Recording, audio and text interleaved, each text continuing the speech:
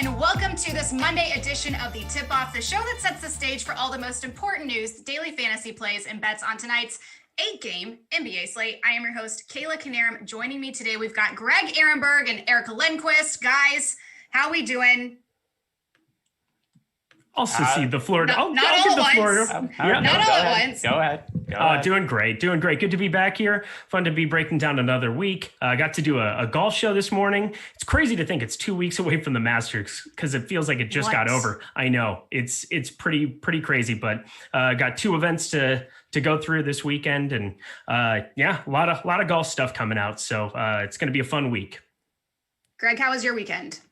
Yeah, it was fine. I would have preferred had LaMelo Ball not broke his wrist. But yeah, I mean, we'll talk about that a little bit later and some of the Rookie of the Year implications. But I have a lot of money invested in LaMelo Ball winning Rookie of the Year. So at least I was happy that one sports book did go out and they just declared that all LaMelo Ball Rookie of the Year tickets are all winners, which I was pretty happy with. And I hope that some other books follow suit. But yeah, I mean, he was the lock of all locks to win. He was like minus 1,000 to win.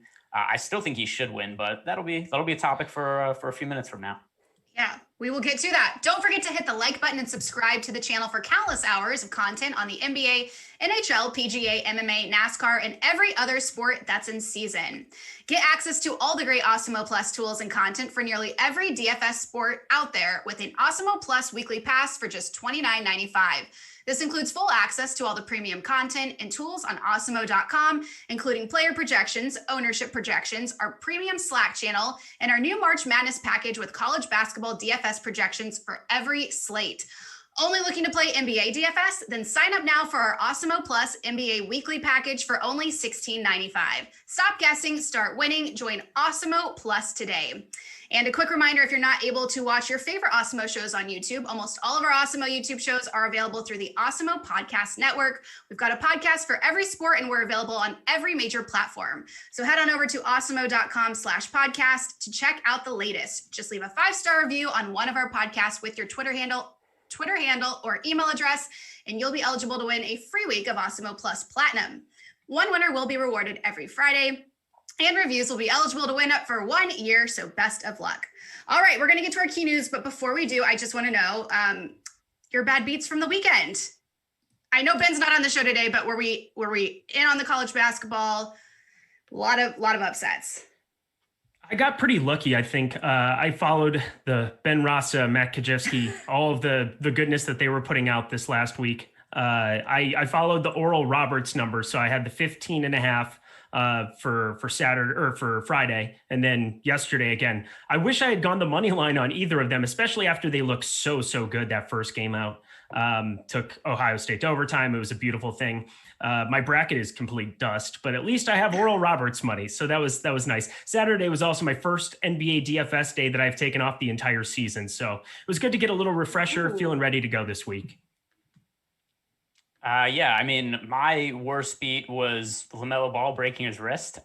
It's funny though with some injury stuff because I have so much tied up in futures for different events, and whenever somebody gets hurt, and there's kind of a similar mindset with DFS too, where whenever there's any kind of bad beat, you just think about all the negative implications for you. But like, I'm also invested in Nikola Jokic winning MVP, so obviously LeBron James and Joel Embiid get hurt, like that benefited me. Also, I'm very invested in the Suns winning the Pacific Division. LeBron James getting hurt benefited me there also. But yet in my head, I'm just obsessed with the LaMelo Ball injury, thinking that it's only bad luck that has struck me. But it really couldn't be the case. Like, it's really a wash, especially over the course of all of the different news events that happen. But that's also why I said that, like, I want to focus more a little bit mentally on my bad wins instead of the bad beats. Well, it's a great win. So he should be winning this award regardless, right? He has enough body of work. There aren't like a crazy amount of regular season games left to the point where his body of work isn't going to be better than an inefficient Anthony Edwards or, anybody else. Like I can't figure out a case that somebody could actually make to not have LaMelo Ball win the MVP still, or win the Rookie of the Year still. Eric, you're getting ahead of it. We're not there yet. Oh, okay. I'll save it then. I'll save it for a later day. Put a pin in it. By the way, before we get there, we're going to make so many people mad at us. And I know that we've got Eric Johnson in the chat, who, I mean, we were talking about this on Twitter for, I don't know, a good like hour and a half yesterday, even spilled over into the morning. So So I already know there's going to be people mad at us for this. Someone said, does Kayla not know the Masters is usually played every single second week of April? I do. It's just the year was wonky. We had the November. We just had it in November. Yeah. So it throws it a little bit off. You have back-to-back majors being the same major. That's never happened before. So I'm going to give you the break here. Thank you. I appreciate that. All right, let's head over to our key news of the evening. First up, we've got Darius Garland, questionable for the Cavs. Greg, we'll start with you. What do we do if he plays? What do we do if he sits? Yeah, so if he is going to end up sitting, then Colin Sexton, somebody who gets a pretty decent fantasy boost without him on the court. He scores nearly 40 fantasy points per 36 minutes. When there is no Garland on the court, also 31.5% usage rate without Garland out there. So Sexton is somebody who I currently already like a little bit and have in my player pool, but he'll definitely be somebody who's a little bit more of a priority play for me if Garland isn't in there. In terms of other cheaper plays, we have so much value on the slate already with guys that are ruled out that I don't really think there's a cheap play that he opens up that I would really want to get to. It would just be a boost for Sexton. Yeah, I'm right there with you. Yesterday, I watched the show and you had a sharp take on Isaac Okoro just as kind of a necessity punt. This is a very different slate than that. We don't have anybody to pay up for over 10K on either DraftKings or FanDuel, which makes it a little wonky to begin with. So when you're looking at some of this insane value that we'll get to later, it's hard to really prioritize anybody cheaper down there. Colin Sexton definitely becomes the priority. Looking at him, he's just going to pop in just about every single direction. He'll have all the usage, 35.1% usage last time out against Toronto anyway. If you get anywhere close to that number again, which I would assume it to be with Garland out, you're looking at a smash at his price. All right, let's head over to the Thunder. We've got SGA probable, Lou Dort out, Al Horford out, Darius Bazley out. Eric, what do we make of this Thunder team? So the insane value I spoke of was Moses Brown, who at 5,100 on DraftKings and 4,300 over on FanDuel is just an absolute smash today. There's really no way around it. Going to the boom bust tool, he's one of the guys who has actually not just one of the highest optimal percentages, but one of the highest leverage scores on this slate. I'm going to be getting to absolute gobs of him. There's really nobody else that's going to be running the center minutes there. 29.6% of the time he's showing up in the optimal 7 leverage score. We have so many center plays to get to, but he is definitely somebody who sticks out above and away on the page. Now, with Dort out, that's kind of where it gets interesting with this team because Shai Gilgeous-Alexander is existing. And a lot of the times we've seen some of these other ancillary pieces sit out. We've been able to capitalize on them because Shai wasn't there. With Shai in the mix, it's really still difficult for me wanting to like fire up Ty Jerome now that he's more like appropriately priced, to fire up Svi Mikhailuk, who really isn't starting to get any kind of the minutes like that we were hoping for. 16 and 21 his first 2 times out. So I'm thinking it's a little bit thinner for the Dort news, but looking at Bazley, looking at Horford out, it's Moses Brown day for me. Yeah, I agree. I like Moses Brown a lot. SGA on FanDuel at 7,400. That is way too cheap price tag for him, so he's really favorable. But I mean, how about the Thunder injury report, where it's just every day we know somebody's going to get ruled out. We just don't know who, right? It's just random people like, hey, we're just going to rule out all like these 3 guys. Like we came into the day, the initial injury report, Shai Gilgeous-Alexander was listed as questionable, and it looks like everybody else is going to play. The injury report came out. SGA not on the injury report, but Lou Dort was out. Al Horford resting for the 2nd consecutive game. Darius Bazley remains out. I assume that he's going to be back eventually. He's been out like forever. He was listed as questionable like a month ago, and they just were ruling him out game by game. And they're just like, hey, he's just not going to play for a really long time. And we haven't heard about him since. But yeah, I mean, this is just a really kind of random injury report where you never know what we're going to get from it. SGA on FanDuel, Moses Brown on both sites. Pokashevsky, I think, is a kind of fringe type option. Maybe somebody will have him like 5 to 10% of my lineups, but nothing really to write home about there. Somebody who I definitely would have liked more on this slate had there not been like 60 viable value options that opened up. All right. LaMelo Ball out for the season for the Hornets. Greg, the floor is yours. All right, so let's start. We'll talk about the DFS implications, then we can talk about the rookie of the year and the betting angles. First, for DFS, surprisingly, there isn't any one player that, if you just look at the on-off court numbers for the Hornets this year, that massively benefits without LaMelo Ball. It's just kind of the team is a little bit worse without him on the court, but there's no one guy who it's like, oh, this guy's usage rate goes up by like 5% or anything. It's pretty flat across the board. The one guy who benefits here is going to be Devontae Graham, just because I expect that he's going to move back into the rotation and back into the starting lineup and play much bigger minutes in the rotation. This was a role that he played earlier in the season. Then he got hurt. LaMelo played really well, and Devontae Graham just kind of slowly got phased out of the rotation. But now that we have LaMelo out, my assumption is that it's going to be Devontae Graham who starts and plays big minutes. So even though he doesn't get a big points per minute boost without Ball on the court, it doesn't matter because I think he's going to play more minutes. That's going to make him viable.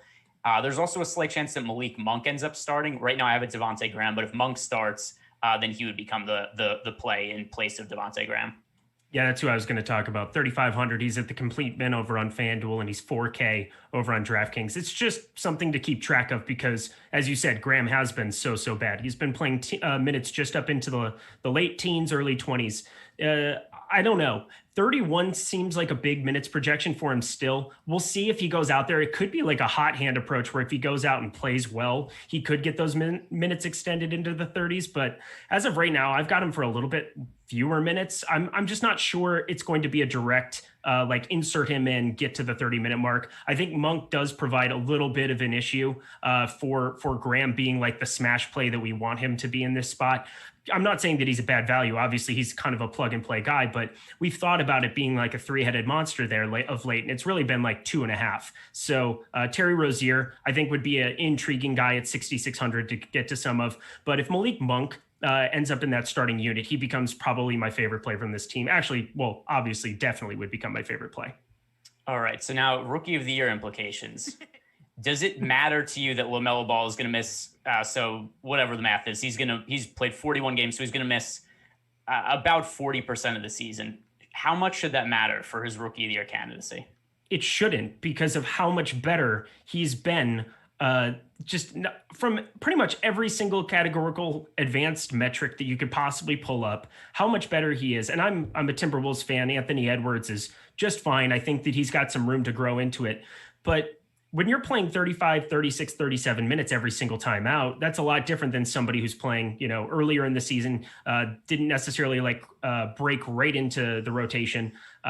Like he played poorly his very first game out, then just started hitting his stride, had minutes in the mid-20s, got extended into the starting lineup as injuries started happening. He's just been so good and so efficient. And I find that to be hard to want to vote somebody who just gets there on pure volume over top of him, regardless of him not playing the last couple of weeks. Now, the LeBron thing is different because I think for the MVP odds, you do have to show like an outstanding complete season body of work. But if you're talking about Rookie of the Year, a guy who just came out, made an impression, and kind of like set the league on fire a little bit, like LaMelo Ball was that guy. It was not Anthony Edwards.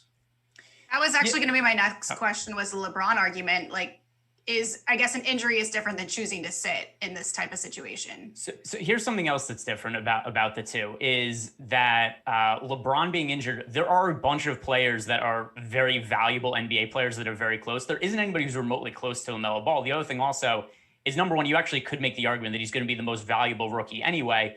But like Rookie of the Year, it's such kind of an open-ended award where it's not who is the most valuable rookie. It's not who is the best rookie. It's just, I guess, who's the most outstanding rookie, maybe. Like there's no real parameters for it. Like the same, the most improved player of the year award. I think that's the dumbest award ever, because it's just this idea, because you're basically giving a player award. And you'd be like, hey, dude, remember how you really sucked last year and now you kind of suck less this year? Yeah, you were the best at that particular thing in the NBA. And I'm sure the guy's sitting there like, hey, I thought I was good last year. No, trust me. You were crap last year. You're good this year. So a lot of these awards, I kind of find them to be odd parameters. So a lot of it is I'm just infusing my personal bias into it. And I think that LaMelo Ball has been much better than any of the other rookies. Right now, the betting favorite is Anthony Edwards. And I can't agree with that, mostly because he has not been very good for the entire course of the year. Of all players that qualify, he's last in the league in true shooting percentage. If you look at his win value metrics, he's below replacement level player. So basically, you could throw any other player in his place in the Kings rotation, and the team's going to be about comparable where they are in the standings, and that makes sense. They're last in the league. It's not like he's contributing a massive amount of wins. And the other thing to consider also about Anthony Edwards, he's going to have the counting stats, and that's going to be based on volume. But then you're asking yourself, what's more valuable to me? Somebody who shoots 4 of 8 from the field and scores, 12 points? Or is it somebody who goes 6 of 21 from the field and scores 16 points? Because that's really what the difference is between Tyrese Halliburton and Anthony Edwards. So I know I've kind of been rambling on a little bit here. Oh, this is great. I have one question to kind of bring it home. So if you can look on the markets, there's a number of different spots you can go. If you see a LaMelo Ball sitting at plus 185, what are you doing with him right now? Betting him at a place where he's plus 225. But yeah, I mean, that's the one I pulled up was plus 195. Yeah, so I wanted to let it be known. So yeah, you could get him. There are places you could get him in the plus 200, plus 250, plus 225 range. That is right, especially because I felt good knowing now that some of those bet tickets that I have from earlier in the season, they're going to be graded as wins no matter what the outcome is. So now it's like, okay, I just want to reinvest in LaMelo Ball at this point. But also, I don't really know exactly what the voters are going to do, how they're going to view it. But I have to infuse, like I said, my own personal bias. And that is, I think that LaMelo Ball is the most valuable rookie. I think he's the best rookie, most outstanding rookie, the most, however you want to phrase it. To me, I think he is the player that should be rookie of the year. So that's the stand that I'm taking here. And now I think the pushback is going to be that over the last 5 games, Anthony Edwards has played way better than he played earlier in the season. And I do think there's a couple of things that we have to talk about. Number one, if he continues to play as well as he has played, then I wouldn't have an issue with him actually winning Rookie of the Year going forward. I also don't think he's going to continue to be a guy who has like a 58% true shooting percentage and be somebody who shoots like 50% from 3. Like, yeah, if he considers that, then great. But what we've seen from the season, I don't think he's that guy. The other thing also is that D'Angelo Russell's coming back soon and Malik Beasley's coming back as well. And then I just think that becomes just such a mess of a situation for the Minnesota offense. The defense is going to suck. Like, that's also not to mention we haven't talked about with Anthony Edwards. He's been miserable on defense this year. Anyway, long story short, LaMelo Ball still Rookie of the Year for me at this moment. I think he's going to be going forward. If Anthony Edwards continues to be a guy who's going to average 28 points per game on above average efficiency, and that would change my opinion, but I don't think he's going to keep up that level of play. Eric, anything else? No, that's great. For me, it was just difficult because I always try to plan out like a month ahead of time what it's going to look like. Like Malik Beasley had a 12-game suspension. He'll be coming back, I think, in 2 games. And you're looking at D'Angelo Russell, who has been working out, has been getting close. I was hoping that within this little window here, either this week or early next week, that they would get back. Anthony Edwards isn't going to get pushed to 35, 36 minutes. They have a new coaching staff coming in. You're going to start protecting some of these guys in a lost season. There's really nothing that you have to play for. I got to think that LaMelo Ball is good still, and I'm probably going to try to invest in that. I wasn't invested on the front end of this, which is sad. I wish I had invested in Nikola Jokic because I've kind of been riding that train here a little bit after the Embiid injury, and I just didn't fire it as hard as I needed to. But when it came to LaMelo Ball, he's definitely still got to be the guy. So now's the time I think I'm going to buy in. Before we move on from this, Colin said LaMelo won't win it. Can't play half the year and take it. And that's where I'm on the fence, because when Russ was in the MVP race a few years back, I was very pro. You shouldn't win an award if you're not playing, if you're not, putting minutes in on the court. So, right. Greg, what do you tell to those people? That I think that 41 games of LaMelo Ball is probably more valuable than 70 games of Anthony Edwards. And to me, I agree that it matters, the missed games, except there's such a big gap to close between the two of them that I don't think the extra 30 games of Anthony Edwards is more important than what we've seen from LaMelo Ball so far. Kayla, do you still love Russell Westbrook? I do. Is that obvious? I had a feeling. Yeah, no, I had a feeling you kind of like, no, I love the take. And he's been playing so fantastic of late too. So going to be riding that train again tomorrow. Love it. All right, moving on. Victor Oladipo out. Kevin Porter Jr. is questionable for the Rockets. Eric, what do we do with Houston tonight? I mean, you play John Wall. If Kevin Porter sits, you probably play John Wall either way. Looking at his projection here with Alex, it's just going to be a spot that you want to be invested in. I find it very difficult against Toronto, which is not the defense of old. Now it's 7,100 over on DraftKings. There aren't many guys to be paying up for on this slate, but even at 7,100, he's just a little underpriced for where he's at. 1.16 fantasy points per minute on the season over there. Been better of late. Like, he's had a couple of games, 3 of his last 4, he's exceeded 42 fantasy points over on DraftKings, has crazy high usage into the 30s. There's nobody else that's really going to be doing anything. I mean, we haven't seen enough of him alongside Wood because Wood's been out for so long. But I'm curious how ownership is going to break down, because I just think him being 15% on DraftKings at that number still feels a little bit too low for the situation. Yeah, so here's the one thing I'm struggling a little bit with. how many minutes do you think John Wall plays? He's not played in a back-to-back all year. I assumed earlier in the day that he was just not going to play. Like, I thought he was out today. I thought he was out. I thought Victor Oladipo was out. Now all of a sudden he's in. I mean, if he's still in, obviously through the 5:30 injury report, which will come out right after our show's done, then I just assume he plays, and I don't think there's any real kind of restrictions. But so he played 35 minutes yesterday. I'm not going to project him for 35 minutes because if I do, then I just get, like 1,000,000% John Wall. I'm going to be a little conservative with the playing time I give him. What are you doing with that angle of this?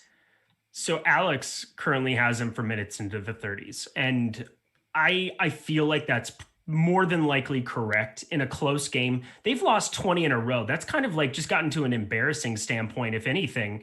And if you're going to go out and win a game, Toronto's been down on their luck as well this year. They've been two pretty downtrodden teams.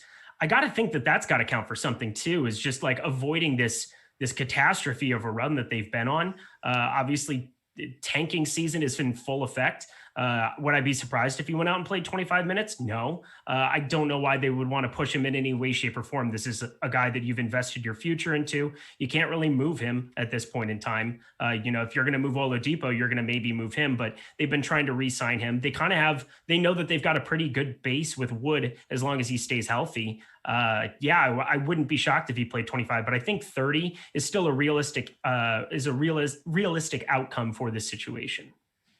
Yeah, so I agree with you also. If Kevin Porter's out, it's just hard to not give John Wall all the usage in the world. I'm just going to limit his minutes a little bit just for the sake of me building lineups and not getting to like 80% John Wall, because I do think there's a good amount of variance there. And I'm also going to definitely have to consider what his ownership ends up being at. If he's like uber popular, then I'll probably take an underweight stand to just hope the minutes are limited a little bit. But I'm not sure that's going to end up being the case anyway, just because there's so many good guys to roster on the slate that I don't think Wall will get crazy. Okay, Giannis is out for the Bucks. Greg, with that in mind, what are you going to do with Milwaukee tonight? Yeah, so I mean, this is obviously the most important situation on the slate. To me, Bobby Portis is the best value play of the night. I expect he's going to start. He's made 2 starts so far this year. He played over 30 minutes in both of them, so I expect something about the same from him. And then also, we just have so much usage going towards Jrue Holiday and towards Chris Middleton. So all 3 of them, I think, absolutely must-haves in cash games. Chris Middleton, Jrue Holiday, Bobby Portis, play all 3 of them in cash. In GPPs, I know this is going to be a question that I get asked a decent amount on Slack, and then people ask in the YouTube chat too, is how many bucks is too many to play together? For cash games, those are the 3 I think you play. Middleton, Holiday, Portis. In GPPs, I'm fine with playing all 3 of them together. A 4th one I think is a little bit extreme, but at least if you're going to do that and go down that route, I would run it back and play Sabonis on the other side. But three bucks together in GPPs, I don't have an issue with. Yeah, obviously this is the most important spot to get right, I think, on the entire slate. Chris Middleton is kind of the de facto guy. We know what he turns into with Giannis off the floor. Just basically you're getting a discounted 9K player. That's kind of the level his production is with Giannis off the floor. Going to Jrue Holiday makes a lot of sense as well. We see a big spike for him, basically 0.3 DraftKings points per minute with Giannis off the floor this year as opposed to on it alongside him. And then Bobby Portis is the guy who's showing up the most. He's got a negative 7.8 leverage score. But something that Adam's been talking about a lot that I really enjoy on the shows is what's the opportunity cost of other guys around there? Like, obviously, we have both of the centers that we're looking at rostering on DraftKings that are sitting at 5,100 between Brown and Zubats. And then Portis is at 4,100. So you're getting a little bit of a discount down there. Like Pat Connaughton would be a guy you could pivot onto, but just not somebody with any kind of an expressed upside. Bobby Portis, 4,100. There's just nobody else really in that price range that I'm seeing that comes close to projecting out there. And he still has a 45.7% boom percentage. So like that's 5x plus 10 fantasy points. That's a big number at 4,100 to be giving up. So the opportunity cost of passing up on him in a lot of lineups seems kind of a little bit foolish on this slate for me. I think I'm going to be going there in gobs, and especially at the 3,700 on FanDuel. I think I just play a bunch of him and try to figure out how to get different elsewhere. All right, Eric, going right back to you. Rudy Gobert is questionable. What do we do with the Jazz? Yeah, on a different slate, this would matter a lot to me, but it doesn't matter that much here because we have some incredible pivots. Derek Favors, I'm just not sure that even if he gets the start, I don't think we see minutes crazy into like the 25, 26 range if Gobert ends up sitting. Like, he hasn't played that minute range for a long, long time. maybe you could take some shots. I mean, he's the stone minimum at 3,500 on FanDuel, and on most slates, there's still a viable pivot. Like there's a viable path for him to get the minutes just from Rudy Gobert getting in foul trouble, being able to punt that position completely and go elsewhere. But center is so stacked today that I don't think that he's something that I'm really kind of wanting to go to in any kind of meaningful way. Yeah, I mean, earlier in the day when I was looking at the injury report, I was like, oh, Rudy Gobert's out. Derek Favors going to be a great value play. But yeah, in the context of the slate, not really, because now we just have so many other guys that have opened up that, I mean, if I got to Derek Favors in 5% of my lineups, I wouldn't redo it or anything. But I don't think that he's somebody that I would be getting to a ton, even if Gobert is out, just for the reasons that Eric mentioned. I think there's a pretty steep opportunity cost in terms of costing us other values that I'd rather get to at this moment. Kemba Walker is out for the Celtics. Still a lot of good plays for Boston. Greg, what are you doing with the Celtics tonight? Yeah, so one thing that stands out to me is Marcus Smart came back from injury and had a minutes restriction for a little bit, and that looks like it's gone now over the last handful of games. We've seen Marcus Smart move into the starting lineup. He played 29 minutes, then he played 34 minutes, 33 minutes over the last two games. So now that we don't have any of those kinds of restrictions on Marcus Smart, and he is about $1,000 cheaper than we've seen Marcus Smart generally on both FanDuel and DraftKings. So Marcus Smart in the mid-range, I think, is somebody who we're going to want to get to in tournaments for cash games. I think there's other plays that are stronger on a points per dollar basis that isn't going to make Marcus Smart somebody who's super desirable for cash games. And then Jason Tatum and Jaylen Brown, they're both viable just from a standpoint of there is so much value on the slate and literally nobody to pay up for. The most expensive player on DraftKings is Karl-Anthony Towns at 9,500, and there's no true like stud on the slate. So we're going to have to fit in a bunch of these like high 7, low 8K range type players just to be able to fill out the rest of our salary. So I don't look at the price points on Brown or Tatum and say like, oh, that's a really appealing price point, but it's just a thing that I have to use the rest of my salary. So they're going to make it into my player pool just for that reason. They are getting a little bit of extra usage with Kemba Walker out. Yeah, Cat is the most expensive player on the slate, and it'll be close. He might be the third highest owned center, just from a raw projection basis. I mean, this slate is a little bit out of its mind, but you're looking at the small forward position in general. That's usually a weaker spot to go to. So that's kind of the case for Brown, going to him over on FanDuel as opposed to Tatum. But like Tatum for me always feels like the priority between them. I know Brown has been phenomenal of late, but I like going to Tatum just in an overweight position. He hasn't been as good. We'll see if that ends up being reflected in the final ownership. Right now, they're both garnering quite a bit with Tatum over on FanDuel being around 27%, Jaylen Brown being around 25%. So you're looking at identical ownership. I'm probably going to side on the Tatum, and we'll get to that later as well.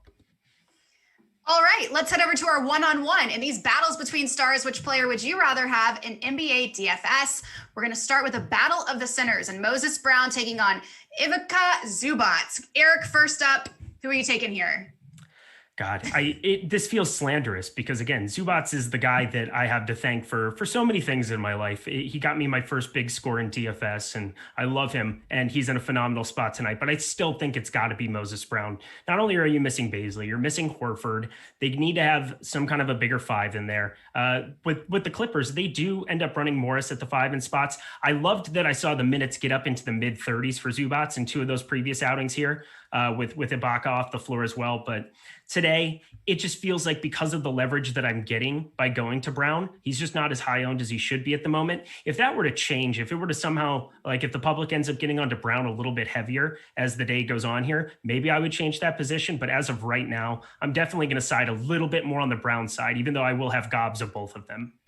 Yeah, so when I first wrote my Boom Bust article earlier today, Zubac looked like one of the better value plays on slate. That was before we had any of the Thunder news, and that was before some other guys got added to the injury report. But yeah, particularly on FanDuel at 4,500, I thought I was going to be getting to a bunch of Zubac. But then once we saw that Al Horford's rest, and I go, oh, well, Moses Brown, he's probably going to end up starting. And we all remember, that game he had the other day where he had 20 points, 16 rebounds, and some block shots and just totally broke the slate. And he's marginally more expensive than he was before, but he's still too cheap. And I have Moses Brown projected for a lot more fantasy points than Zubac. And it's not like there's a massive ownership gap between the two of them. Right now, or at least last I looked before the show, they had nearly identical ownership projections on FanDuel. DraftKings is a little different because there's a price gap between them, but at least we're just looking on FanDuel, we're the same price.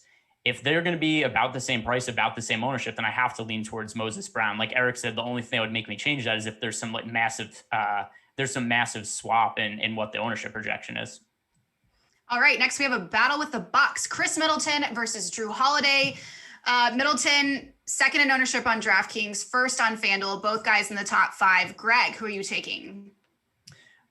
So for me, I am leaning towards Chris Middleton right now. Both of them obviously priority plays on the slate, but at least in the initial build I have more exposure to Chris Middleton. A lot of it is because of him being a wing and just him having small forward eligibility. Whereas Drew Holiday is a point guard, there's a whole bunch of point guard plays to like on the slate, not as many small forward plays. So that's really what has me going towards Chris Middleton. But both these guys are going to be in the majority of my lineups and definitely guys that we both want to play in cash games. Yep, right there with you. It's a situation of positionality more than it is anything. Well, not only that, but we've seen Middleton. We have the track record with him for a couple of years of being a guy to target in this spot. On this season, 1.37 DraftKings points per minute, 31.9% usage with Giannis off the floor. He's 21.6% with Giannis on the floor. That's basically a 10.3% disparity of usage. That's just such a gigantic number. And it's hard to really contextualize that because there's nobody else that's going to have that kind of a change to their outlook. So Middleton in general pops in so many different ways. As I said, there's a lot of pivots you can make at point guard to get off of Drew Holiday, to get off of some of this massive ownership that he has. But there's really nobody who's going to grade out the way that Middleton does. Now we have a battle with Boston. Jaylen Brown versus Jason Tatum. Eric, who do you like here? So this is what I was referring to a little bit, was the 25% that we have over on FanDuel, where they're different positions. And I'm trying to figure out what I want to do with it because Brown is a good, like, there's no saying that Brown is a bad play in this spot. He has definitely been the hotter of the two of late, but that just kind of makes me want to jump on the Tatum wagon even more with even more weight. Problem is that he's now getting 27% still on FanDuel, which is a little bit higher than I'd be willing to pay for. I know that over on DraftKings, you're looking at almost identical ownership. So maybe I'll go to the more expensive guy to get a little bit of a different roster build, but 1.23 DraftKings points per minute for Tatum on the season, 1.2 for Jaylen Brown. It's just so close to me. I think Brown, because of his streak, is going to probably end up with just a little bit more ownership. So give me the Tatum side purely for that reason. Yeah, the builds I have right now, I have a little bit more exposure to Jaylen Brown. I think it's just because of the small forward position for him. I'm getting to more Tatum than I thought I was going to early in the day. I mean, earlier when I was looking at my lineups and building them, I thought I was going to get to a little bit of Brown and not all that much Tatum. Now I'm getting to a decent amount of Tatum and a decent amount of Brown, but a little bit more of a weight towards Jaylen Brown. It's just this weird situation where we have to spend the salary up somewhere, and there are not guys to spend our salary on. So I feel like I'm just forced to play all these guys who are marginal points per dollar plays. And I'm sure that's going to be something where I look at the end of the night where I'm like, I played all these guys that I don't project well just because I wanted to roster all these cheap guys. And it's going to be like, it's going to be like Moses Brown just outscores like Jaylen Brown or something like that, or something stupid that's going to happen. But yeah, I'm going to end up rostering some of these expensive Boston guys. All right. Then we have point guard versus point guard in John Wall and Ja Morant. Greg, who's going to come out on top here? Yeah, so, I mean, we talked about John Wall earlier, and for right now, it is John Wall for me. But there's a couple of things that could change that. Number one, if Kevin Porter Jr. plays and starts, that takes away from John Wall a little bit. The other thing also is if John Wall, we find out that he's any kind of minutes restriction, that's also going to limit him. It is something I'm a little concerned about, just with this being the tail end of a back-to-back. He hasn't played in a back-to-back all season, hasn't played in a back-to-back. How long has it been now? 4 years? Like, it's possibly been that long since John Wall has played games in consecutive days. So I do have a little bit of concern about his workload. John Wall, I have him projected really well right now, but he's a little too risky for me to play in cash games at the moment. I'm a little worried about Ja Morant's just recent string of play. Like, that's the other part of it, where John Wall, there aren't a lot of pieces like Kevin Porter Jr. If he were to be ruled out, even in 28 minutes, I think I would rather go that direction on the John Wall train rather than going to Ja Morant, who I believe hasn't really exceeded 5x in about a month. It feels like it's just been such a torridly bad string of play since the 10th of March. Basically has not exceeded 4.2x over on DraftKings, just looking over at Fantasy Cruncher. That's a difficult kind of string. Obviously, we know the kind of profile that he's had. He's had a little bit of a sophomore slump here. Maybe that goes around today, but at about equal ownership that I would expect them to have as of right now, as opposed to going the direction of John Wall. I think I just kind of want to side with the guy who feels more secure, and that's definitely Wall. All right. Great stuff from you both. Let's talk about our sponsor, No House Advantage, who is taking a different spin on daily fantasy sports by offering player prop contests across the NBA, MLB, NFL, and PGA for cash prizes. This exclusively peer-to-peer fantasy sports platform levels the playing field and makes it easier for you to win real cash compared with your traditional DFS sites. The best part is you can join for free today. Just download the No House Advantage app today and use promo code Awesemo to receive a first match deposit bonus of up to $50 tonight. Beat your friends, not the house. Win big with player props today. Which brings us right into our No House Advantage prop or not. Here are some of No House Advantage's top props of the day for key players. So guys, are you taking the over or under on them? We're going to start with Zach LaVine at over under 5.5 assists. Eric, we'll start with you here. I'm pulling up here. Yeah, I'm pretty sure that looking on that side of it, what is it at here? I don't know what he's got it at. I've got it at way more. Let's see. Yeah, it's going to be the under for me in this spot. Zach LaVine in general isn't going to be a distributor, not somebody that I'm going to be looking at being any kind of a valve of late. His fantasy production has been taking a stark decrease. Having Thomas Satoransky jump into the starting unit there has been a little bit of a detractor for Zach LaVine of late. Kobe White was somebody alongside him who was putting up shots, but could at least help his assist rate a little bit. But now that Satoransky's playing big minutes for this team that's making this strong push that they're trying to get into the play-in tournament, I'm going to be on the under of that. Yeah, I agree. So I just don't like to roster guys going up against the Jazz. Sometimes we don't really have a choice. You know, if it's a 2-game slate, then yeah, I have to roster guys against Utah. But on an 8-game slate where there's a whole bunch of value, we don't have to. So Zach LaVine, I like the under 5.5 assist number. So just in general, I'm not on the Bulls for DFS purposes, not on the Bulls for prop purposes. And I'm going to like the under on pretty much any of their guys if they're brought up in a No House Advantage questions. Have said, do you like the over or under on this Bulls guy? And I'll say like, oh, it's a Bulls guy going up against the Jazz. That's going to be an under for me. Next up, we've got PJ Washington sitting at 6.5 rebounds. Greg, over or under? Yeah, so over under 6.5 rebounds. One thing that's kind of interesting with PJ Washington is even though there's no one individual player that gets a big usage bump without LaMelo Ball on the court, LaMelo is a really good rebounder for a point guard. And the other thing to consider too is that Cody Zeller's out and PJ Washington's been much more effective for the Hornets when he's played center minutes than when he's played power forward minutes. So even though I expect that Bismack Biyombo is going to start again, we're still going to see more center minutes go to PJ Washington as the game goes on. And you compound that with LaMelo Ball being out. And I think that we should see Washington probably get a little closer to like the 7 or 8 rebounds in this game. Yeah, I'm not going to go devil's advocate on that. It's definitely on the over there. But one thing to point out is Biyombo did get up to 26 minutes last time out. On DFS, PJ Washington's kind of very difficult to get to, especially over on DraftKings at 6,800. But playing minutes, he played 39 minutes against the Lakers, 29 against the Clippers. That's big numbers to be able to get to for PJ Washington, somebody who, when he does play the 5, which he's going to tonight, has been performing very well. We've seen some crazy upside from him against the Kings earlier, a couple of other spots. So I do like getting to the over there. And one thing before we go on, we did get a super chat here from Christopher Thomason, who wants to know Zach LaVine, Paul George, or SGA, which one out of the 3? I asked him which site. He said FanDuel. So for me, by a pretty wide margin relative to price, it's SGA. I have him as a much higher priority play than the other 2. We've already poo-pooed on Zach LaVine, so it's definitely not going to be him for me. And then Paul George versus SGA. Paul George is more in play for me than LaVine, except SGA is probably going to be one of my most exposed players on FanDuel. Yep, agreed. There's really no pushback you're getting from that. SGA is your highest owned, and Paul George is second. So that might be the one reason to maybe take Zach LaVine just as a pay up to be contrarian. We know he can have some upside. The Utah still plays a quick enough pace in order to get there. But if you're asking for any kind of security, those top 2 are above and away better than LaVine. Greg, I was not ready for that poo-poo.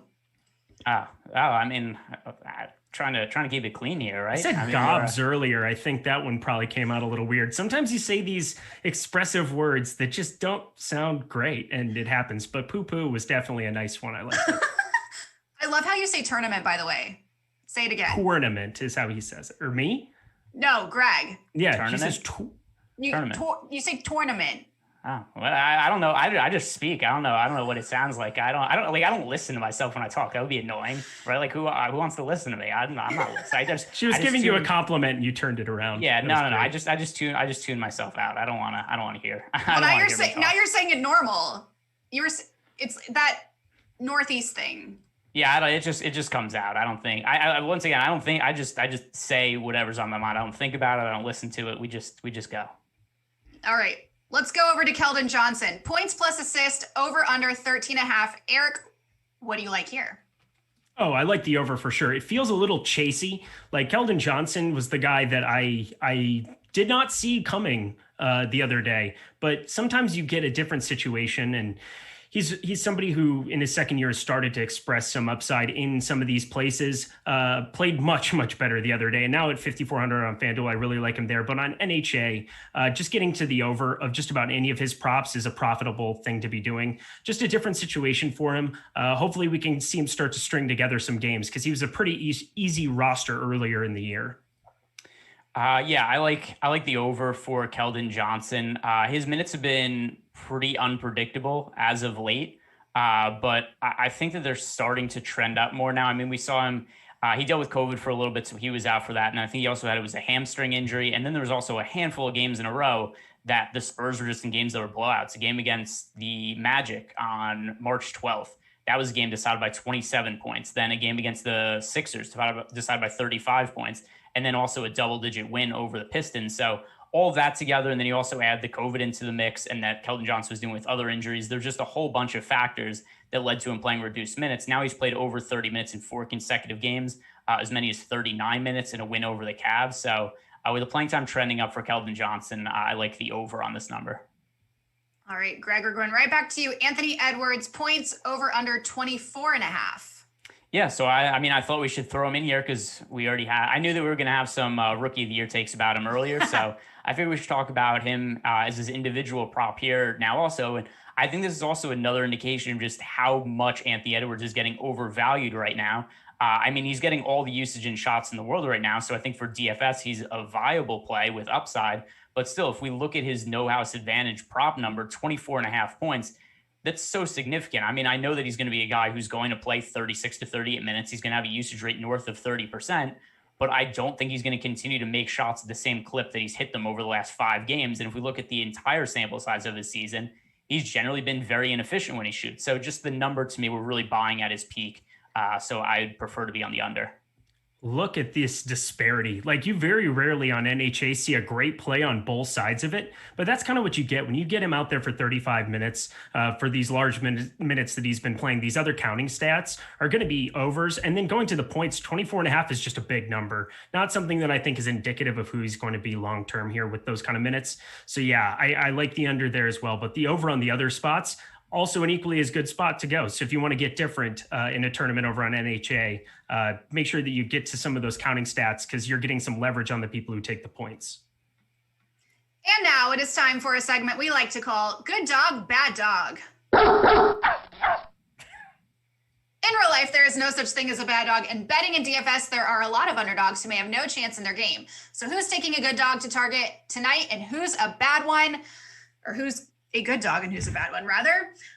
By the way, Jordan, we were right on cue for that. That was probably our best one yet. Thank you. I forgot he can't talk back. All right, Greg, who is your good dog tonight? Yeah, and it's better. We don't want Jordan interjecting in the show. It would just be a mess. He's never ready for it. He's always eating during the show. He's got. Who knows? He was eating a corn dog before the show today. Yeah, he's eating a corn dog. Who knows what kind of liquids are in that that giant jug that he's drinking out of right now. So yeah, probably better. We don't need him coming on here and interjecting. The Houston Rockets are 8.5 point underdogs at home playing the Toronto Raptors. Houston has not won a game since Ronald Reagan was president. 1994. It's been forever. It's been forever since we last saw the Rockets win. It was the last time that Christian Wood was healthy, like the first time before he got hurt. That's the last time that they won a game. They were over 500 at that point, and then he got hurt, and they've lost like 20 or 21 games in a row. But now, with that said, Christian Wood's back. I think that he's massively important to the team. John Wall looks like he's going to play. Kevin Porter Jr. has played reasonably well as of late. So I don't expect the Rockets to win this game outright, but 8.5-point underdogs again at home against a struggling Raptors team, I think that's a little bit too wide of a spread. I am right there with you. I think it's just a little bit too large for this team in this situation. It's 8.5 is a big number. I think if getting Kevin Porter, like if he ends up getting active, I think that helps the profile of the game. It would obviously remove a lot of my interest in John Wall, but I think that is a large number. This isn't Utah, who I believe was 12.5-point favorites on them, and they easily covered. They've had a couple of easy covers here in the past, but yeah, I like getting to the 8.5 there. All right, Eric, right back to you for your bad dog. Yeah, so my bad dog is going to be Oklahoma City. We've seen this number already start to move. I know Timberwolves seem like a good spot, but you've got a lot of guys that are out that are playing meaningful minutes for this Thunder team. Like Pokusevski is going to play big minutes. You're going to have Moses Brown playing big minutes. I just see this kind of being a spot where Cat can really feast. I'm worried because, again, these Thunder exposures are going to be so hard to get a grip on what I want to do. Cat is your most expensive player to play up, just to tie it back into DFS. But yeah, we're seeing some line movement going towards the Timberwolves. And so I think that's kind of a sign, not that the Timberwolves are some world beaters right now, but I'm pretty sure that's the bad dog that you're looking at with OKC. Yeah, I'm going to lean towards the Charlotte Hornets, who are 5.5-point underdogs on the road against the Spurs. I really worry about LaMelo Ball not being in there. Obviously, he's been so good for them. I mean, him and Gordon Hayward have, and I guess Terry Rozier's played well also, except they have such a drop-off in depth after their top guys. And I'm not sure what their offense will look like. There's going to be a little bit of an adjustment period also with LaMelo Ball out. So the Spurs also, who are healthy for the first time in a really long time, they had Patty Mills rested over the weekend, DeJounte Murray rested over the weekend. They're going to have everybody active for this game. So I think the 5.5-point spread for the Hornets on the road in San Antonio, I think that should be a little bit wider. All right. The corn dog talk really fired people up. No surprise. That's really what's important. Like people think they're here for basketball talk, but they're not. They only react when we talk about other stuff. All right, because we have a little time to kill, I want to know, you guys, I forgot to make brackets. Last week was crazy. I was traveling. I got on Friday and the games had already started by the time I was trying to make mine. I know, I'm so upset. How are your brackets after the last weekend? What's the word for destroyed? Incinerated? I believe great. Yeah, I believe busted is the chalk word. I made one bracket in the DraftKings ran like a bracket contest pool type thing. And I would have liked to have just maxed out and ran 20, except they made it as inconvenient as possible to enter multiple brackets. Like you had to pick each team individually. You couldn't upload a previous bracket, make edits to it. And it's like, I'm making 64 picks. I don't have time for that. I'm an important person. I've got to sit on YouTube and get harassed by strangers. Like I don't have time to just build lineups by hand. So yeah, or else I would have liked to, but I have to tend to the people. Yeah, there's no way to create Twitter cloud over a DraftKings entry. That it's just too time consuming when you're able to get in the Twitter streets and start chaos. Well, Mizzou lost, in case you were wondering, so I do know that. Very aware of that. Tried not to bring it up. I mean, yeah, it's all right. Iowa State was like 2-22 or something ridiculous this year. We finished like top 5 in the AP for college football, which still blows my mind. But I guess the nice thing was watching Oregon just blast the doors off the Hawkeyes this morning. That was fun. I am curious though, do we know who's in the lead for the Awesemo pool? No idea. I actually forgot to enter that one because CBS, you want to talk about difficult to enter. I couldn't figure out what my login was for CBS Sports. This happens every year to me. Every year. And so I was like, oh, I'll just wake up in the morning and do whatever. And all of a sudden it's like 20 minutes before and I'm like, crap, I forgot. And I tried to log in, couldn't get my login figured out, couldn't figure it out in time. So absolute bummer. So you're welcome, everybody. Oh, actually, no, I'm sorry because it would have been an absolute donation this year. Greg, do you know who's in the lead?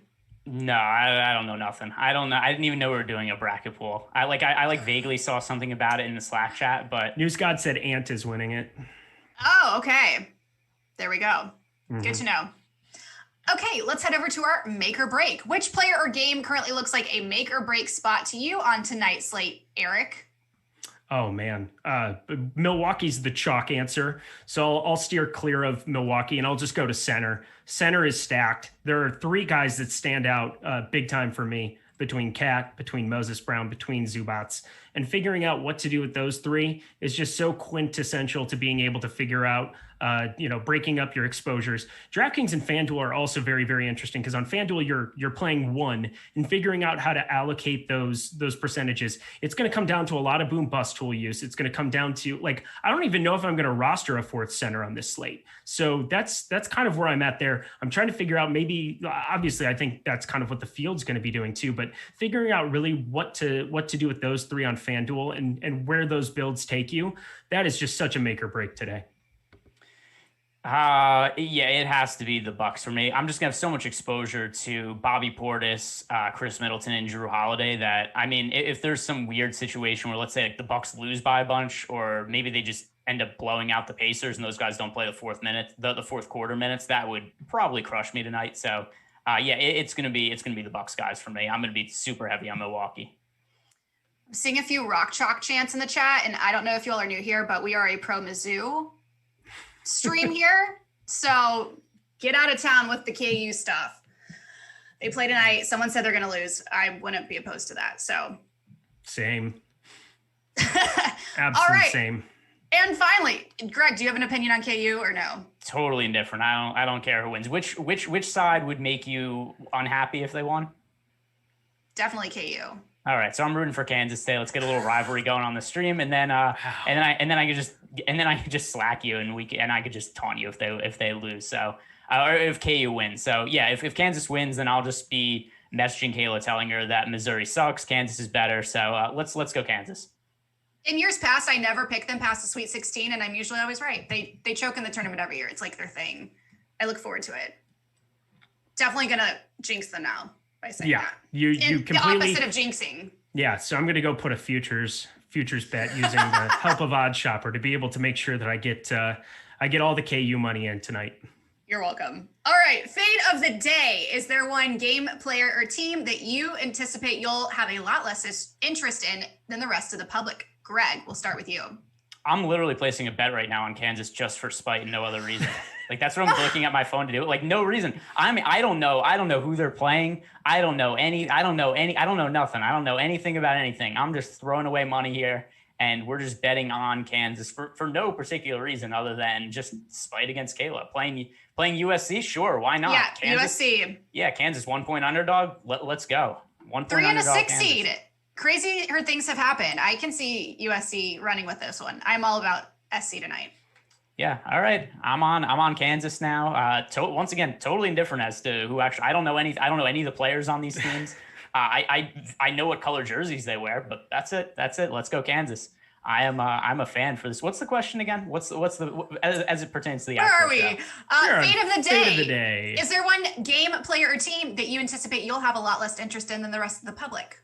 Other than USC, it looks like Ivica Zubats for me right now, just because the Moses Brown value opened up, and at least in the latest run of ownership that we have on FanDuel, Zubats at 15%.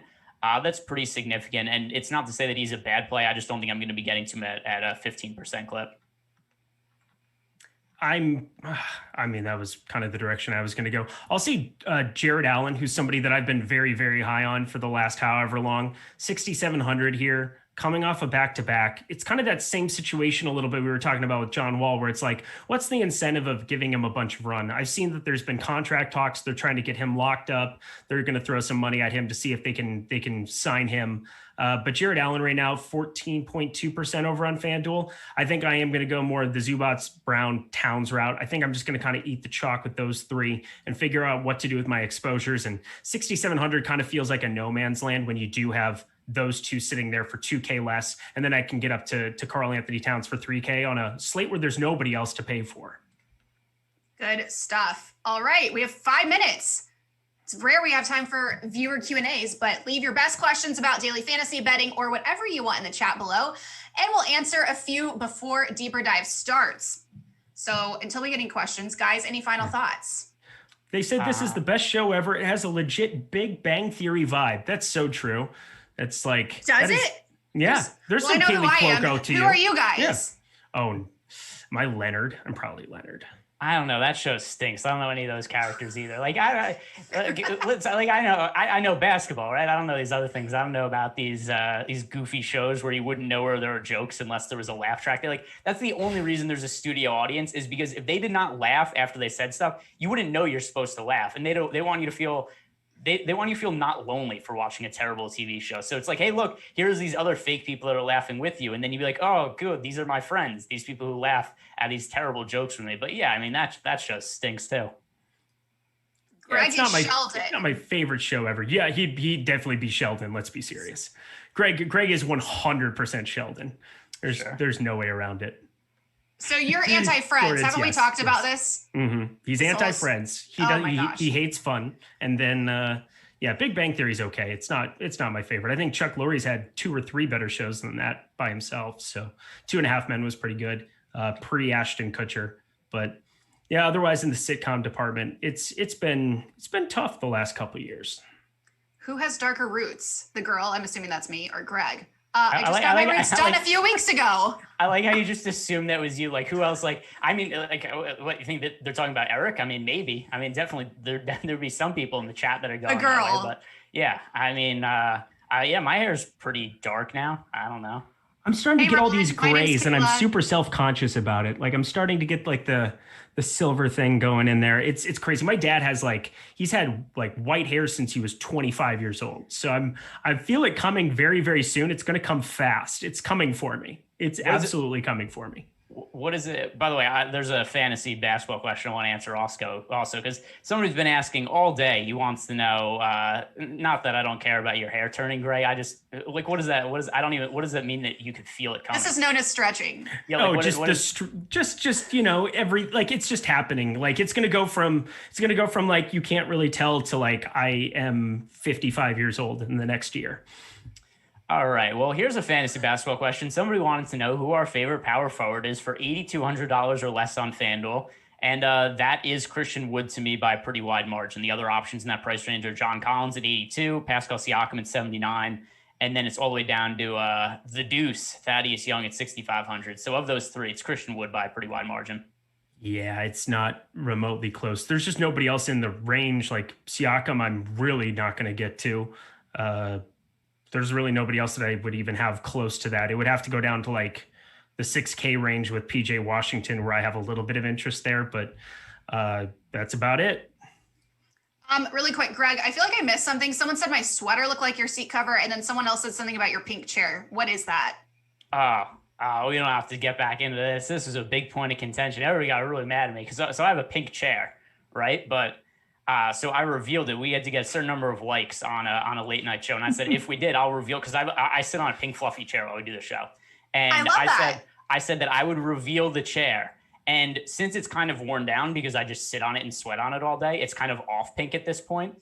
Like it was pink at one point, but now it's kind of less pink. And people got very mad at me that it wasn't as pink as it should have been. So yeah, I never thought I'd be in a place where I am in the DFS industry and people are mad at me for not having a pink enough chair, but that's kind of what happened somehow. Welcome to 2021. What a time.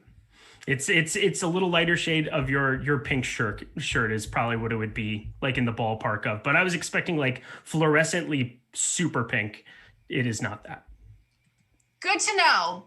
Well, how about that? Guys, any final thoughts before we go today in this last minute here? Best of luck. Go Bucks. Go center, the 3 centers that I'm going to probably be rostering today, and have some fun, guys. Good to be here again. Yeah, apparently I have a lot of lookalikes because this has become a thing that just happens in the YouTube chat. The entire show is people just say what people I look like, and it's pretty wide ranging. There's 80 different people I look like every day. You should watch more TV shows, Greg. You would know these things. All right. Thank you all for tuning in today. Thanks to Greg and Eric. Don't forget to hit the like button and subscribe. The Deeper Dive and Live Before Lock are up next on the same link, so stay tuned. I'm Kayla Knierim, and we'll see you guys tomorrow.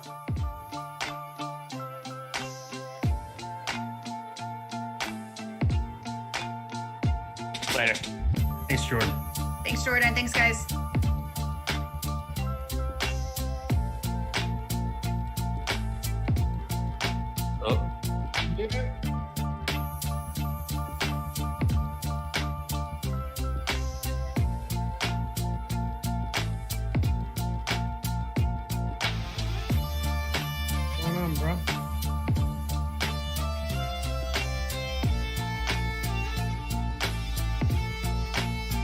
What's that? You hit it though, right? Oh, you lost another one? No, I'm saying, did you win the parlay? I thought you bet the Sixers money line. Oh. Sixers did everything they could to give that game away. Brutal. Harris legitimately looked like he never shot a free throw in his life.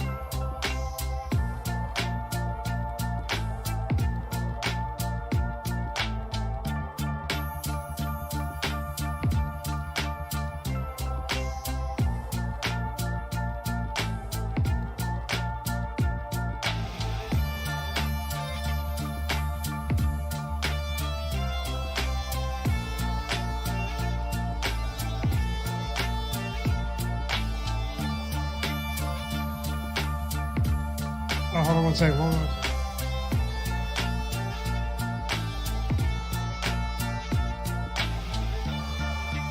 What?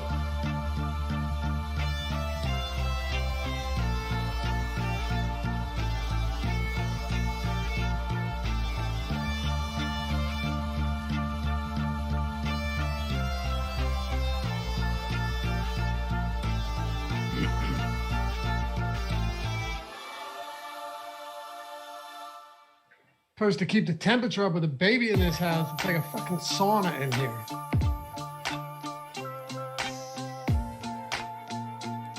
Let's rock.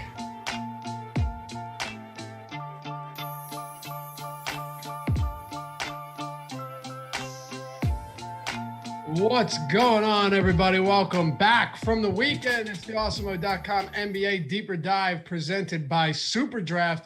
I'm Dave Loughran. On the Twitters at Laffy_D, LOUGHY_D. Give me a follow along with my man Adam Scherer at ShipMyMoney DFS, getting ready to break down this 8-gamer to kick off the work week. What's going on, man? How's it going? Nice to be back. Weekend kind of flew by, but a lot of basketball this weekend. Yeah, a lot of basketball, and it's been fun. You watch any March Madness? I know you're not a big college basketball guy, neither am I, but you get into any of that? Well, I watched a little bit of it. Like, I was playing DFS and my bracket wasn't crushed, until like 12 hours in. So I watched for a little bit, but no, I mean, I would rather watch a random like Bulls game on a Saturday than watch college basketball. Can't play DFS for any college sports in PA anymore. No, that sucks. You can bet. Why. You used to be able to. There's a profitable venture, but that's out the window. We still got NBA though, 8 games, and we're happy to have all of you guys with us as always. First things first, hit that thumbs up. Help us combat that YouTube algorithm that favors the big guys. The big guys that nobody wants to watch, but they all get stuck watching because it pops up in the recommended feed every day. Let's take care of that by hitting the thumbs up, liking the video, and more importantly, subscribing to the channel. That's the biggest thing here, along with helping support us. Subscribing to the channel if you haven't done so yet. I think only like half of the people that watch our shows are actually subscribed. So if you haven't done so, get on that. And if you want, set the notification bell up too, so you always know when we go live next. It's time to jump into it. First question is always initial thoughts on this slate. No Giannis. Of course, that's a huge one. OKC is going to have some value once again, and LaMelo Ball projected to miss the remainder of the season with that broken wrist. So there's a lot happening here. And if you look at the top of ownership right now, Adam, it's pretty obvious why some of these guys are going to be ultra chalky tonight. Yeah, and right before the show started, we also just got Malcolm Brogdon and Miles Turner both questionable. So we'll have to wait on that. Other than that, most of the news has already come through that we know of, at least so far. But it's a really weird slate because there's nobody on DraftKings or FanDuel that's priced over $10,000. There's not a ton of really cheap value, but there is a ton of mid-range guys that are underpriced. So despite being an 8-game slate, it kind of feels like a small slate because there are so many guys that just stand out as clear, very strong options. And so I think that it's going to be a fun slate as far as your lineups will probably do well. I think it might be a kind of difficult slate to win at because there's just so many very, very obvious, very good plays. But that also typically means that you can roster in tournaments some guys at pretty low ownership that are also good plays just because there's so many like obvious plays that it's going to push down ownership on some other guys that are still, solid options. It's actually something I wanted to ask you. So you write the deep dive almost every day of the week. It's free at awesemo.com all season, every day of the week, the deep dive. It's the most comprehensive, well-written daily fantasy basketball picks article that you're going to find. So if you're not checking that out every day, there's no reason not to. It's totally free. When writing it today, did you come across any spots where you said, you know what, this is a good leverage spot or a good differentiation point on a day that's going to have so much obvious chalk? Yeah, there's a bunch of guys really at every position that you can look to and say, depending how the ownership breaks down, that they have the same range of outcomes or a similar range of outcomes to the guys that are going to be really popular. That being said, I think most of the popular plays on the slate are very, very good plays. Like there weren't guys where I looked and I'm just like, wow, they're getting a lot of ownership. I don't really get it. They're all very good plays. So I think this is a slate where I know Eric mentioned it on the show before, but the boom bust tool, it's always important, but I think it factors in even a little bit more on slates like this because it'll give you a good idea of how often these secondary plays are actually showing up in the optimal lineup in Alex's simulations compared to the plays that everyone's making. Like there's a lot of guys where it's just like, oh, I like them. They'll probably have they have the opportunity to have a good game, but they also just aren't quite as good as, the player ahead of them that everyone is going to roster. So kicking it off with Sacramento and Cleveland, I think at first glance, you might have anticipated this game having a higher total. And maybe more ownership, but only a 223 total. A lot of that has to do with the fact that Cleveland plays at one of the slowest paces in the league, but Sacramento is still a top 10 pace team. They're laying 4.5 on the road, and they're still the worst defense in the league since the start of over the last 30 days. Portland has taken the crown as worst defensive rating in the league, but the Kings are still second worst. Adam, almost 120 possessions allowed per 40 or 120 points allowed per 100 possessions. Just a god-awful defense. So we'll talk about Cleveland in a second. We'll pay attention to this Darius Garland news because he's questionable. Kevin Love is out. But we'll start with Sacramento. Is there anything here on the road against Cleveland that you think needs to be discussed?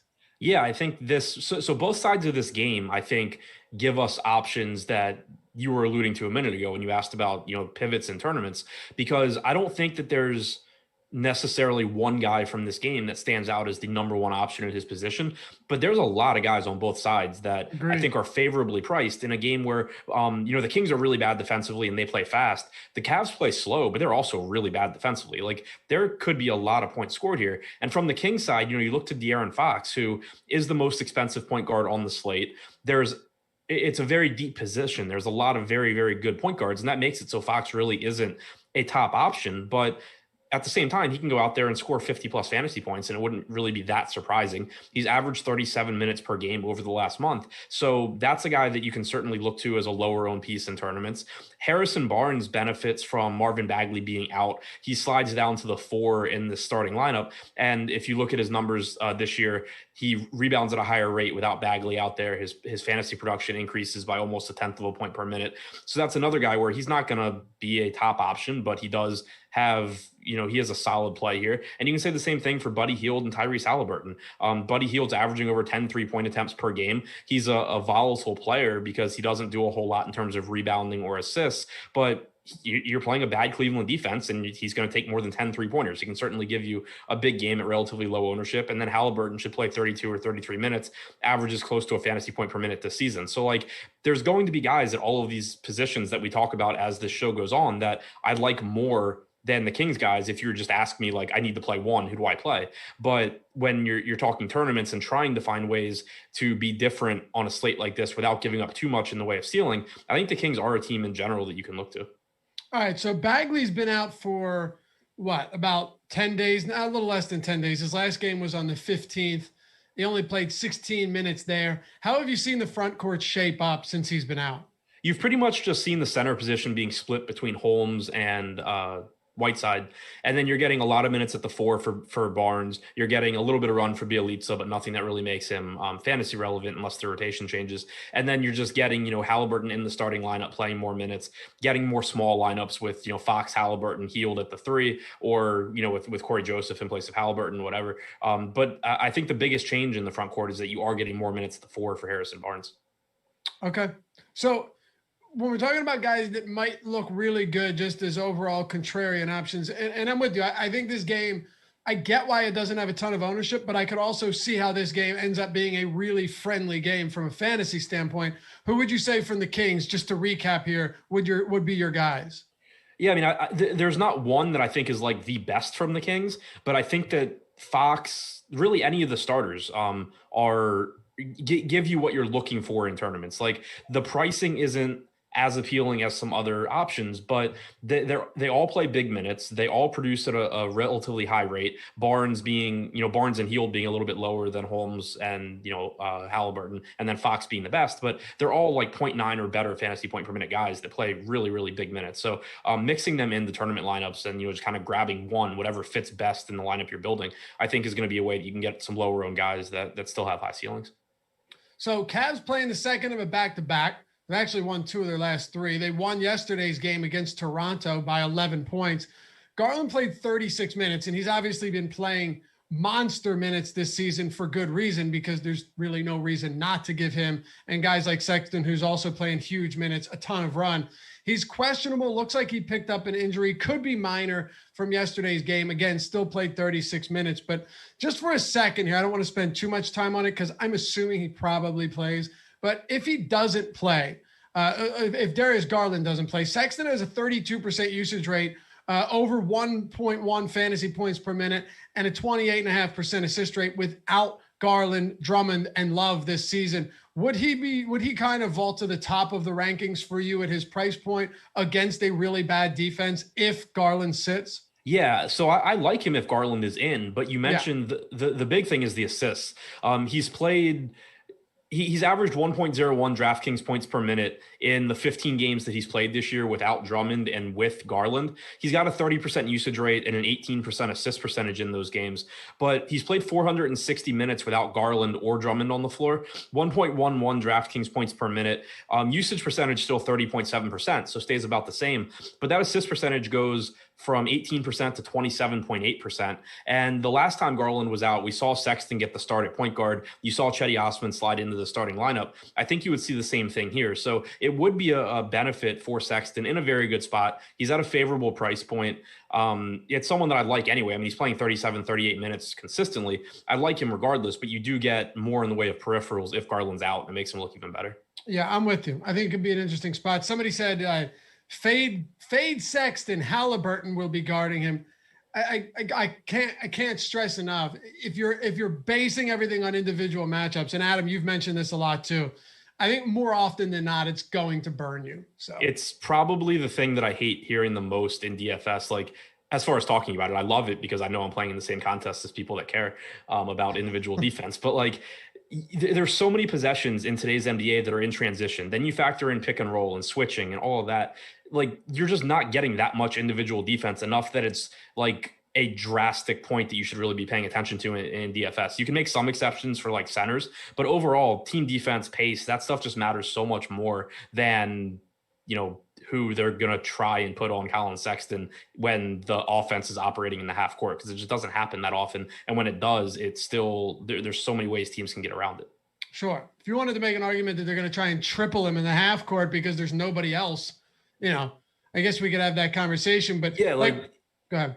So I was going to say another, I guess an exception would be but it's something that normally you need to see a game play out first. Like, I don't think the Wizards play the Grizzlies again this year, but if they do, we know that they're just going to they're going to ball deny Bradley Beal with Dillon Brooks the entire game and make life miserable. But outside of stuff like that, like, you're not looking at it saying like, oh, if once Beal gets the ball in his hands, Dillon Brooks is going to strap him. It's more of a defensive scheme. And if you know they're going to scheme to like not let Colin Sexton touch the ball in the first place, that's one thing. But again, that's not even individual defense. That's defensive, coaching. Steven says, y'all saying that to trigger Laffy. Yeah, I know, right? Every single day something like that happens. I hate that word trigger though. It's overused. And now you get triggered by, everything. So on the Cleveland side, outside of Darius Garland being questionable, Colin Sexton potentially being a great play with or without him, what are your thoughts on someone like Jared Allen? His price is up, right? But Sacramento allows more points in the paint than any other team. They're one of the worst teams at defending the rim. I know Allen's field goal or his usage has been down. He gets to the line a decent amount, but Is there enough there, and just in terms of usage from someone like Jared Allen in a spot with obviously out Love, no more Drummond, that we could be looking to him and be willing to pay that price point? I think he's one of the most interesting tournament plays on the slate because it's going to be incredibly hard to get him in the lineups. I think that his salary is affordable here. Like, you have a Kings team that plays at a fast pace. He should be able to put up, really good numbers. He's played well since coming to Cleveland, averaging 1.15 DraftKings points per minute, averaging almost 33 or 34 minutes per game. Everything looks really good there. The problem is that you have Karl Anthony Towns at the top of the center position. You have Zubats with Ibaka out at a cheap price tag. You have Moses Brown with Horford out at a cheap price tag. So just those three guys are just, I think, three of the best plays on the slate, and it's already going to be difficult to decide between them. You throw Jared Allen into the mix, and it's just going to be really, really difficult to get him in the lineups. Looking at the boom bust tool for DraftKings right now, only 4.4% projected ownership, 6% chance of being in the optimal lineup. I think that, if you go away from one of these more popular centers, the centers that look really, really good, and get to Allen, he is one of these guys that gives you the potential to get, 45, 50 fantasy points. You're just, hoping that Moses Brown gets in foul trouble or Cat plays poorly or whatever.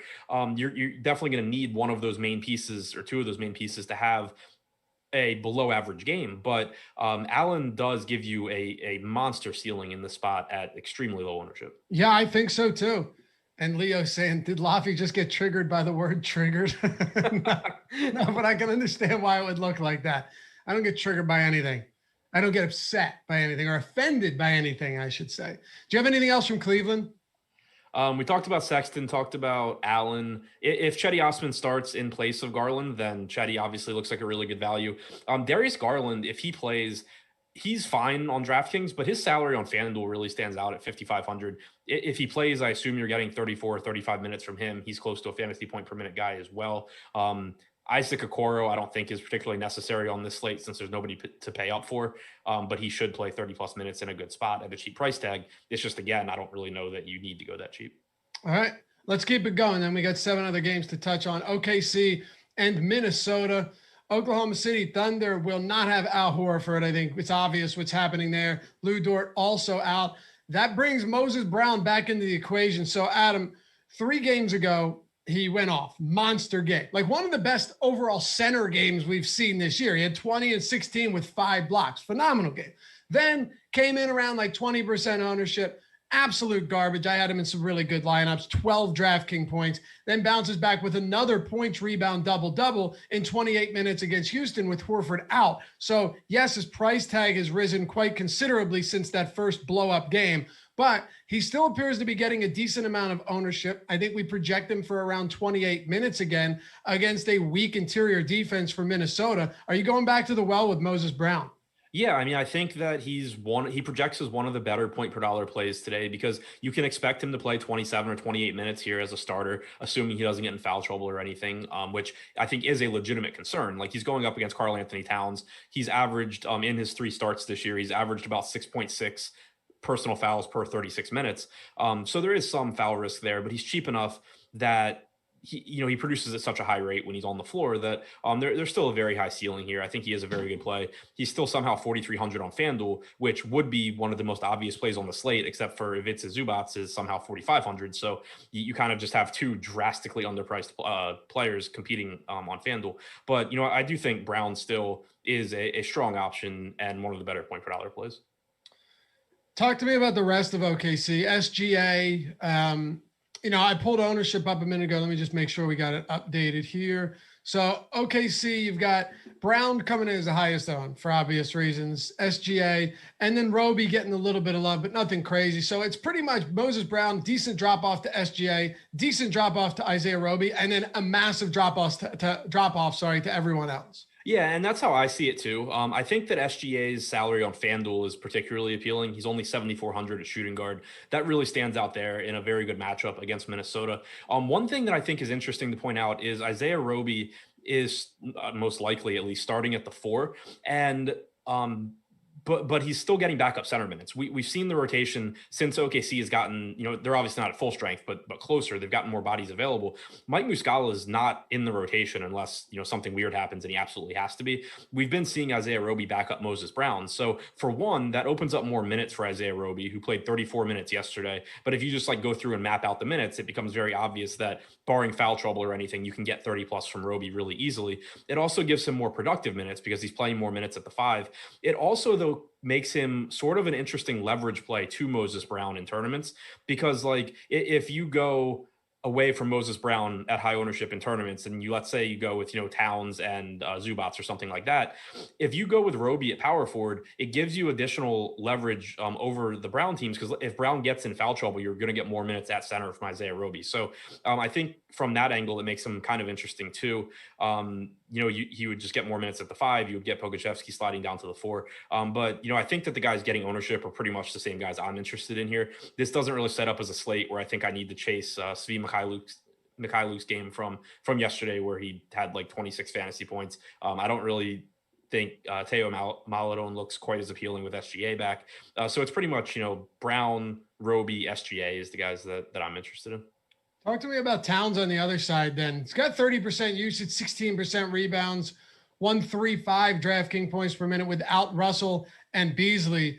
We'll get to Edwards in just a moment because that starts to get pretty interesting. But Towns getting a decent amount of love right now, and I think rightfully so, against especially this OKC defense. But he's all the way up to 24% that we've got him out on DraftKings. And I think one really interesting point you made, and one of the reasons that we're going to see Karl-Anthony Towns get way more ownership than he has in what feels like forever, is there's nobody above 9,500. Karl-Anthony Towns is the highest priced player on the slate.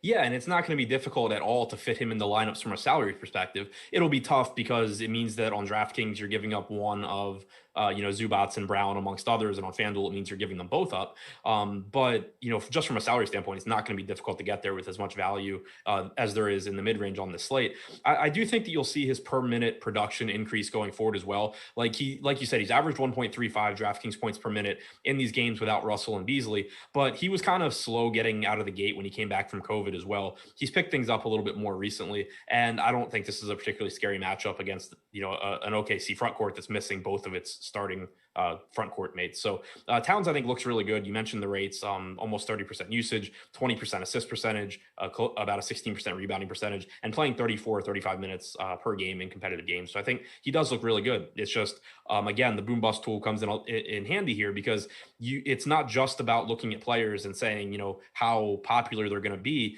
You're trying to determine if they are more or less popular than they should be. And that it becomes, the boom bust tool makes it a lot easier to do that when you're talking about 3 very, very good plays like Towns, Zubats, and Brown. So listen to this, right? Doing a little research today, and I'm looking at Edwards' game logs, and I know he'd been shooting a lot, but over his last 10 games, he's attempted 18 field goals or more in all of them, and 20 or more in 8 of 10, that's insane volume. Now, the one thing I don't love about him, and I think I mentioned quite a bit last week with Josh on the morning strategy show, Monday through Sunday, 10 a.m. Eastern time, be there, is I'd like to see him get to the line more than he does. He attempted 13 free throws a couple games ago against Phoenix in that game where they got this huge upset win. Of course, I had Phoenix in a money line parlay, so that worked out well. But aside from that, he just doesn't get to the line much at all, Adam. So we need him to get up as many shots as he's getting. It's not like he's taking 15 shots and getting to the line 8 times a game. He's taking 18 to 20, getting to the line 3 or 4 times a game. But the overall usage per minute production has looked good. He's just not going to get you a ton of assists. He's not going to rebound at an elite clip. You need him to score a lot of points, and that's where Anthony Edwards sits right now. Yeah, exactly. And right now, I don't really like the ownership that much on DraftKings. He's at 17%. And I mean, I get it because he is guard forward eligible, so you can fit him into more roster spots than you can't. And he does have a really high ceiling because in these games without Beasley and Russell, he's got almost a 33% usage rate, getting up a ton of shots, like you said. The problem is just that, there's no denying the upside and that he's playing huge minutes. So he does look like a good play. It's just that the assists really aren't there at all. Rebounding numbers are fine, but they're not enough that they're going to support him at this salary if he has a bad shooting game or doesn't score, 25, 26 actual points. So I think, more often than not, he's going to get the points because he is shooting a ton. Lou Dort being out for OKC certainly helps as well. You want to talk about individual defense. OKC is losing their best on-ball defender in Lou Dort, which makes a big difference for a scoring depending player like Anthony Edwards. That does make me like him a little bit more. So I think he looks very good. But you do want to keep in mind, and it's just as a general rule of thumb too, when ownership is high on players who are scoring dependent, it just becomes a little bit easier to go under the field, a little bit less risky to get away from, because you're just trying to avoid them scoring points. Whereas, if he rebounded at a really high clip or picked up a ton of assists, you would really just need him to have like the worst game of the season, which, is a lot harder to come by than someone just having a bad shooting game. Sure. And I like him too. I just think he's a little bit more volatile than is being discussed, right? Because he needs to rely on scoring, and now he's above $7,000. Yeah. So. And the thing is too, it's not like just because of the way this slate breaks out, it's not like you're not just looking at Anthony Edwards at $7,200 and deciding if you like him there, because I really like the salary. I like all that, but there's so many guys like in this price range. You have Drew Holiday, you have Chris Middleton, you have Jaylen Brown, Jason Tatum's more expensive, but not by that much. There's so many guys that are playing without key pieces of their team on this slate that are not priced for those guys to be out. Whereas Edwards isn't quite as expensive as he should be, but he's at least somewhat, the salaries are somewhat adjusted for Russell and Beasley being out at this point. We have him at 17.8% ownership, and in the optimal 10% of the time. Like, that makes sense to me. Yeah. And I think the point about him being the optimal 10% of the time goes to what I was just saying. It's not saying, most likely at least, that Anthony Edwards has a disappointing game a high percentage of the time. It's saying that he has a good game and just gets outscored by these other guys a higher percentage of the time than his ownership indicates that he should. For sure. The rest of Minnesota, as is always the case, gets pretty ugly after that. Is there anything you want to hit on? A bunch of like 6, 7, 8% owned guys here. Yeah, Ricky Rubio on FanDuel in particular. His DraftKings salary is expensive enough that I'm not really that interested, but he's one of a few point guards that are just drastically less expensive on FanDuel. I think he's 5,500 there. He's averaged 1.09 DraftKings points per minute in the 9 games he's played without Russell and Beasley. You're starting to see some of that upside that we saw last year with the Suns. Rubio is starting this year out pretty poorly, but he's turned the corner. He's played a lot better. I think he is a good value on FanDuel. All right. Charlotte, San Antonio, no LaMelo Ball for the foreseeable future. It certainly appears like it's going to be for the rest of the season. So now you've got Charlotte, 5.5-point dogs, 224.5 total here in San Antonio, where they like churros, as Charles Barkley would say. Have you ever seen that clip? Is that the one about the San Antonio women? Oh my God. Yeah. I mean, one of the funniest things I've ever heard in my life. Like, and the thing is there was no rationale behind it. It's just Charles spouting off about something that he walked down the streets of San Antonio, but saw a couple of heavyset women, and now all of San Antonio is churro eating women. It was it was great. It was just like out of the blue too. Like, just and the thing is, the mind of Charles Barkley. Ernie tries so hard to stop him, and Shaq does everything he can to egg him on. Yeah. So it's the greatest thing. But anyway, out there in Churro Town, people who complain about that show, by the way, are out of their mind. What's that? People who there's people that complain about that show because like Shaq doesn't know the name of every fifth, end of the bench guy. That's why it's great. Right, exactly. Charles Barkley, they would do a game and ask him what team certain players were on, and he'd get like 1 out of 10. Yeah, people are like, how is this a show where the analysts don't know what team Solomon Hill plays for? If you're watching that show to learn about basketball, you're in the wrong place. And occasionally they do drop some good stuff. Sure. Shaq was giving some good stuff about like Zion Williamson. There's very few bigs left in the league, but Shaq does know about that. And, I don't care what Shaq says about 3-point shooting. Like, why would you? No, it doesn't matter. It's funny. It's entertaining. Right. That's all. Okay, so without LaMelo Ball, now I ran this back, and you can do however you want, but I decided to bring it back to the 1st of January or February, because that's basically when LaMelo started getting his 30 plus minutes every game, right? Malik Monk and Graham are both fantasy point per minute guys. Monk's around the 28% usage rate. Now, of course, he's going to be the one getting the most minutes without LaMelo Ball for obvious reasons. Rozier around 24% usage and Hayward around 22.2. So what are we doing with the Hornets now that LaMelo Ball, whose price was just consistently rising, was the clear rookie of the year prior to this, devastating injury? What are we doing now that he's out? And we'll get to Cody Zeller being out in a second.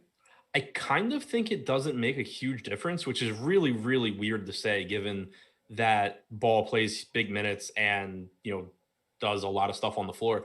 Devontae Graham is where I think you see the biggest difference made. Like, I'm assuming that Devontae Graham slides back into the starting lineup, although they could do different stuff. But if he does, then I'm guessing you get 30 to 32 minutes from him. He's really cheap. He's 4,300 on FanDuel. He's 4,800 on DraftKings. He looks like, a good value just because he would benefit from the minutes if he is back in the starting lineup. But you do have to keep in mind that, he started, I think, like 20 something games this year and had a sub 20% usage rate. He was losing out to Gordon Hayward and Terry Rozier quite a bit, but he's cheap enough where I'd be interested. I don't think it has a huge impact on guys like Gordon Hayward and Terry Rozier, though. Like, if you look at the rates for them with and without LaMelo on the floor, their production is about the same. Their rates are about the same. I think there's the potential for Charlotte to play at a slower pace now without Ball out there, which obviously hurts everyone on both sides of this game. So, I think Hayward is still a fine option. I think that Rozier is still a fine option, but I don't think that you see anything like there's no huge jump in usage rate that I expect or any huge jump in assist percentage for them. I think the playing time maybe is a little bit more secure, but I think Graham's really the guy here that gets the biggest bump. Malik Monk could as well, and he is a minimum salary small forward. The one concern I have there is that you have seen Cody Martin take on a bigger role in the rotation. I think there's a decent chance that you end up getting something like 22 minutes for Monk, 20 minutes for Martin. And on this particular slate where you don't have Giannis or Harden or Doncic to pay up for, I'm not really sure that 22 minutes of Monk is getting it done. Yeah, I mean, looking at Monk here, it's really tough to predict what his playing time is going to look like, and it's not like he's completely unowned. He's not popular per se either. He's high single digits, but Devontae Graham, it does feel like the most natural spot, given that his price point is around the lowest that it's been all season, and he's been hovering in that 4K range now or that mid to high 4K range for a week. What about with Zeller out, though? Biyombo played 26 minutes in that blowout loss to the Clippers the other day, and he was on. He got pulled at the end of the game in a blowout. Now, could he have been pulled anyway if it was competitive? Sure. I really don't know. If he finished the game, he would have played like 30 minutes, but that's just not something we've seen Borrego do with Biyombo in the past. So do you think there's any value to Zeller being out? I mean, like, Biyombo's playing time as a starter has kind of been all over the place this year. Like, the first time Zeller was out, the first stretch of games, Biyombo was playing a bunch of minutes and playing really well. Then the second stretch, he was playing like you were lucky if you were getting like 19 minutes a game out of him. And then, like you said, he played 26 minutes last game. I expect 24 to 26 minutes just because I don't really have any better guess than that. But on this particular slate, I still just don't really think it's that useful. Like, if you go to Biyombo, you're giving up at least one of Brown and Zubats as far as value goes. You're giving up Towns, and what's it getting you? There's nothing to pay up for. There's no shortage of mid-range guys that are underpriced that you're going to be able to pay up for whatever you do want on this slate, whether it's Towns or Fox or whoever. I just don't really see the point in using a center spot on Biyombo. All right. You have any other interest in Charlotte? I mean, PJ Washington's always better without Zeller. The problem is that he's 6K on FanDuel, 6,800 on DraftKings. There's a couple of spots at power forward you can pay up for. There's a bunch of cheap guys you can look to. Miles Bridges probably plays around 28 minutes here, but San Antonio is not a particularly appealing matchup. They're not a very fast team. They are in the top half of the league in defensive rating as well. And I don't know. I think that, there's a lot of guys on Charlotte that I don't have a problem with. Like, if they're in my lineup, they're in my lineup. But there's nothing outside of maybe Graham, if he starts, that I'm looking at and saying they really stand out as a better play on this slate. Where are you at on the Spurs? I think they have guys that I like in tournaments as well. But again, no one individual guy that I would expect to like be getting to in cash or that I would expect to be one of my highest owned guys. DeMar DeRozan's been good without Aldridge this year, but he's expensive. DeJounte Murray played 37 minutes 2 games ago. Then he sat out the second half of the back-to-back. But it was nice to see him get a ton of minutes, even with DeMar DeRozan returning to the lineup. I expect 33 to 34 minutes here. Charlotte has played at the 4th fastest pace in the league since the start of February. As I said before, I think you could see that slow down a bit without LaMelo, but still hasn't been a very good defensive team, has been a fast-paced team. So DeJounte Murray in tournaments, I think, has some value. Derek White, the same thing. We saw it seemed like his minutes were limited coming back from his injury, but really it was just a combination of blowouts and foul trouble game after game. Now you've gotten at least 32 or 33 minutes in 3 straight from Derek White. He's a 0.9 to 1 fantasy point per minute player, only 5,200 on FanDuel, 5,800 on DraftKings. So I don't mind getting to those guys in tournaments, but they don't really stand out either when you compare them to other players priced around them, I don't think. I'm with you. We can move on then because I want to get to some of these other games too. Toronto and Houston would be the next one. Just taking a look here, and we'll get to the Houston injury news in a second. Taking a look at Toronto ownership, there's not a lot. And you hear us talk about ownership. You hear us talk about the boom bust tool, which is an awesome tool, has the optimal lineup percentage too, the percentage chance that they're going to be in a perfect lineup or in the optimal lineup. The lineup builder, we've got all of our player projections, not just for basketball. These tools, ownership, top stack tool, top fighter tool for MMA, top racer tool or driver tool for NASCAR, you name it. We've got them for all of them. It's all built by the #1 ranked DFS player. You know him as Awesemo, Alex Baker himself. He uses these tools as well. We don't just throw his name on him and toss him onto the site. They're the same exact tools that he's used to win millions of dollars playing DFS. So when you hear us reference them, you're wondering what they are. Go to awesemo.com/join. Feel free to check them out yourself. We've got subscriptions starting at $4 a week, less than $4 a week. You could go all access annual, every single sport, all of our content. You could do a month for one sport or all months. You name it, we've got you covered no matter what it is. Awesemo.com/join. We also still got the March Madness content subscription going on. All of our March Madness content for $29.95. Check that out as well. And if you do decide you want to sign up, you want to see what we've got going on, you want to check out the ownership, you want to grab the Fantasy Cruncher add-on, you want to do the Boom or Bust tool, the top stack tool, and all of that stuff, be sure to join our premium Slack chat as well, where you've got a great community, but also got a lot of the pros that are here that work at Awesemo, that are a part of Awesemo, taking your questions in the office hours every single day. And it's a nice little bonus that a lot of people, for some reason, don't take advantage of. You really should. All right. So, and that, by the way, awesemo.com/join. Be sure to check that out today. Toronto and Houston. You've got the Houston Rockets as 9-point home dogs. No surprise here. No Oladipo, no Kevin Porter. But for Toronto, outside of Fred VanVleet on DraftKings, it's not exactly a team that's getting a whole lot of love. On FanDuel, you've got VanVleet, Lowry, and Anunoby, all in that low double-digit range of ownership. How much of these guys are you getting to today? I feel similarly about Toronto as I did to like the Kings and the Cavs game.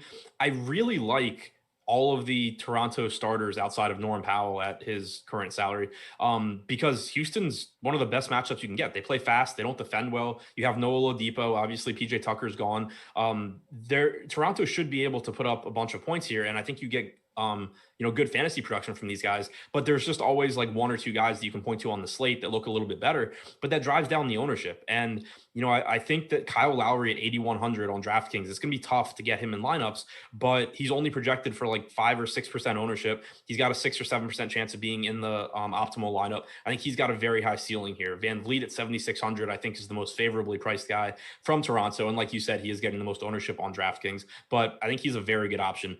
Pascal Siakam is interesting to me. He was really, really, really bad yesterday. Only played 24.5 minutes. We saw the thing that's kind of happened more often this year than I remember it happening last year, where Siakam plays poorly and kind of just gets benched mid-game by Nick Nurse. But more often than not, you're going to get those 33 to 34 minutes from Siakam. He's been starting at center, which is more productive for him as well. And I think you're just going to kind of see people overlook him in a good spot against Houston. OG Anunoby, coming off a good game yesterday, I think is in a good spot as well. So none of these guys stand out again, as the top options at their position, but it has a lot more to do with other players on the slate and the players that are missing than it does with them and their game against Houston. I think it's a great matchup. I would be more surprised if nobody on Toronto has a big game for their salary than I would if one of Lowry, Van Vliet, Siakam is someone that you really want in your lineup. Interesting. Okay. What about with Houston without Oladipo? And I mean, the Kevin Porter Jr. news I don't think is as big as it was maybe a week ago, but how much do you anticipate getting to someone like Christian Wood today or John Wall? Yeah, I think Wood and Wall are the two interesting pieces here. We got the news, I think, before yesterday's game that Christian Wood would be on a minutes limit for the next few games. He then went out and played 36 minutes yesterday. Once again, NBA coaches just lie their ass off about playing time. And so, I don't know if we get 36 minutes again from Christian Wood on a back-to-back, but I feel pretty good expecting, mid-30s from him. And he's averaged over 1.3 DraftKings points per minute this year. It's going to be really tough to get to him on DraftKings because he's a center, a little bit easier on FanDuel where he's power forward eligible. So, if you get to him, I think he's a good play in tournaments. John Wall, 7,100 on DraftKings is a really interesting salary because he played almost 36 minutes yesterday. He's not on the injury report today, so I assume that he's going to be playing. He's got a usage rate up over 30%, assist percentage well over 30% in the games that he has played without Harden and without Oladipo this year. He hasn't produced at as quite a high rate as you would expect, but he still averaged almost 1.2 DraftKings points per minute. He's really cheap here on DraftKings at 7,100. So I think both of those guys in tournaments look pretty good. I wouldn't anticipate getting to either one in cash games, though potentially on DraftKings I could see Wall. All right.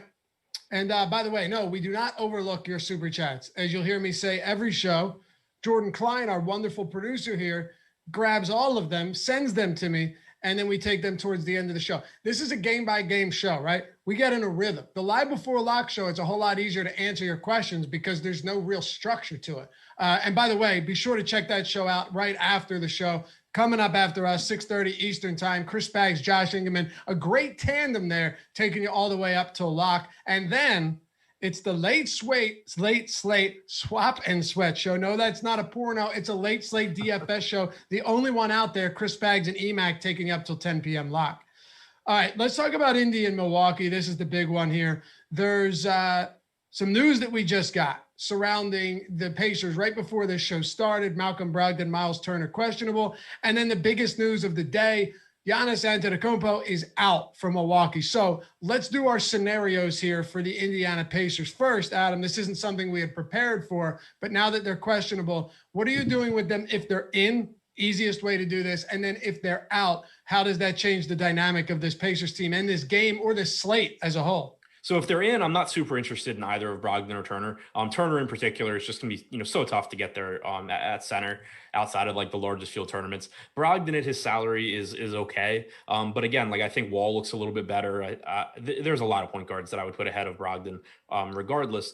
If they're out though, it gets really interesting because we only have TJ McConnell playing one game without Brogdon this season. That's the game where he played 46.3 minutes in regulation. Obviously not expecting 46 minutes if Brogdon is out, but you would get a fairly priced TJ McConnell, most likely sliding back into the starting lineup and, being productive. He pretty much always is. Karis LeVert would probably get an uptick in production as well. He's been very scoring dependent since going to Indiana. I think that you would get more assists out of him. If Turner's out, you're getting more Sabonis at center most likely, which is very good news for him. He produces at a higher rate there. It also means he maybe plays a couple more minutes. He already plays huge minutes. So Sabonis with or without Turner, I think is a good play, especially given the fact that he's someone that on a lot of slates recently, it's been like, man, I like Sabonis, but there's like 5 guys in that price range I like more. Now his salary has come down and it's a slate where you don't have all those stars to pay up for. So I think Sabonis is good with or without Turner. I think he's better if Turner is out. Okay. Anything else you want to get to from the Pacers here? Because, and just by the way, I think I forget to mention this. This game's got a 231 total, one of the highest on the slate. Might actually be the highest on the slate. It's definitely up there. And without Giannis, maybe this game stays a little bit closer. I still think the Bucks can win this handily. But is there anything else for the Pacers? I guess just to like reemphasize it, I do really like Sabonis. Okay. If Brogdon's out, I really like McConnell. If both Brogdon and Turner are out, I'm assuming Doug McDermott slides into the starting lineup. I don't think that ends up being that useful on this particular slate. So I think it's mostly just like McConnell if Brogdon's out, Sabonis regardless. Brogdon is a secondary piece if he's in. All right, so no Giannis. We can go over the numbers here because we don't have a ton of time left. I'm going to let you run with this one. without Giannis, what is it going to look like for Chris Middleton, for Drew Holiday, for Bobby Portis, all of whom are getting astronomical ownership because, a guy that averages 1 3/4 fantasy points per minute won't be on the floor tonight? Yeah, so I mean, it makes Middleton and Holiday in particular look like great mid-range options. We've only had one game this year where Giannis was out, but last year you had 7 games that Middleton played where Middleton was in, Bledsoe was in, Giannis was out. Obviously, in this case, Bledsoe would be the proxy for Drew Holiday. They're similar enough that I'm comfortable doing that. You got 1.4 DraftKings points per minute from Middleton, 33.5% usage rate, 10% rebounding percentage, 26.5% assist percentage. So far this year, without Giannis on the floor, he's averaged 1.37 DraftKings points per minute, 31.9% usage rate, 26.5% assist percentage in 382 minutes. So pretty similar rates to what he had in those games last year. I'm pretty comfortable, projecting something similar to that here. So you're probably getting 34, 35 minutes from Middleton on average, getting, 1.3 to 1.4 fantasy points per minute. He just very clearly stands out as one of the top options, regardless of format. And then Drew Holiday as well. The point guard position is a little bit deeper than the forward positions, but Holiday is someone that is a very capable fantasy producer. He's just taken a little bit of a backseat this year because Giannis, gets assists. Giannis obviously is a really high usage guy, but you see the rates tick up for Holiday when he's out there without Giannis on the floor. He's averaged 1.27 DraftKings points per minute without Giannis on the floor so far this season, 258 minutes without him, 32.4% assist percentage, 27.1% usage rate. By comparison, only an 18% usage rate alongside Giannis, only a 17.5% assist percentage alongside Giannis. So you see his rates tick up quite a bit as well. They both look really, really good. Bobby Portis is interesting. He started the last game Giannis was out. He played 33 minutes. I think that So I'm curious to see what the starting lineup looks like now that they have PJ Tucker. Obviously, Tucker wasn't there last time Giannis was out, but either way, I think Portis is cheap enough that he should get enough minutes here that he's going to look like a good value at only 4,100 on DraftKings, 3,700 on FanDuel. Obviously, I'd feel better if he starts, but either way, I think that he's going to grade out as one of the better value options on the slate. It would also help, I think, or make me feel a little bit better about his minutes if Turner is in for Indiana, because then you get that big Turner Sabonis front court where it's even more likely that Portis plays a bunch. But kind of regardless of what happens, like the worst case scenario for Portis, I think, is that he comes off the bench and Turner is out. I still think he would play, enough minutes that he's a very good value here. Well, that's the thing with Portis. You're not paying a premium. They didn't preemptively price him up. Like you didn't know Giannis was going to be out before pricing. So he's $4,100 on DraftKings, at least. You're getting his 1.13 DraftKings point per minute guy on the season. These are good numbers, and he's a good enough rebounder. 21% usage with Giannis off the floor. Rebound percentage of 18% without him.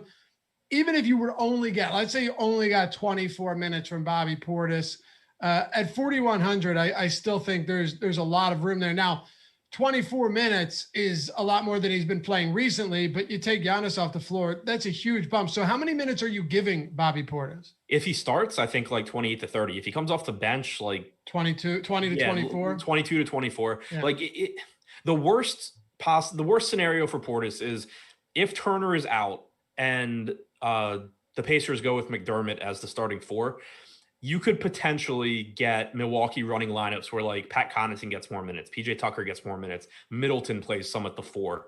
That could, hurt Portis.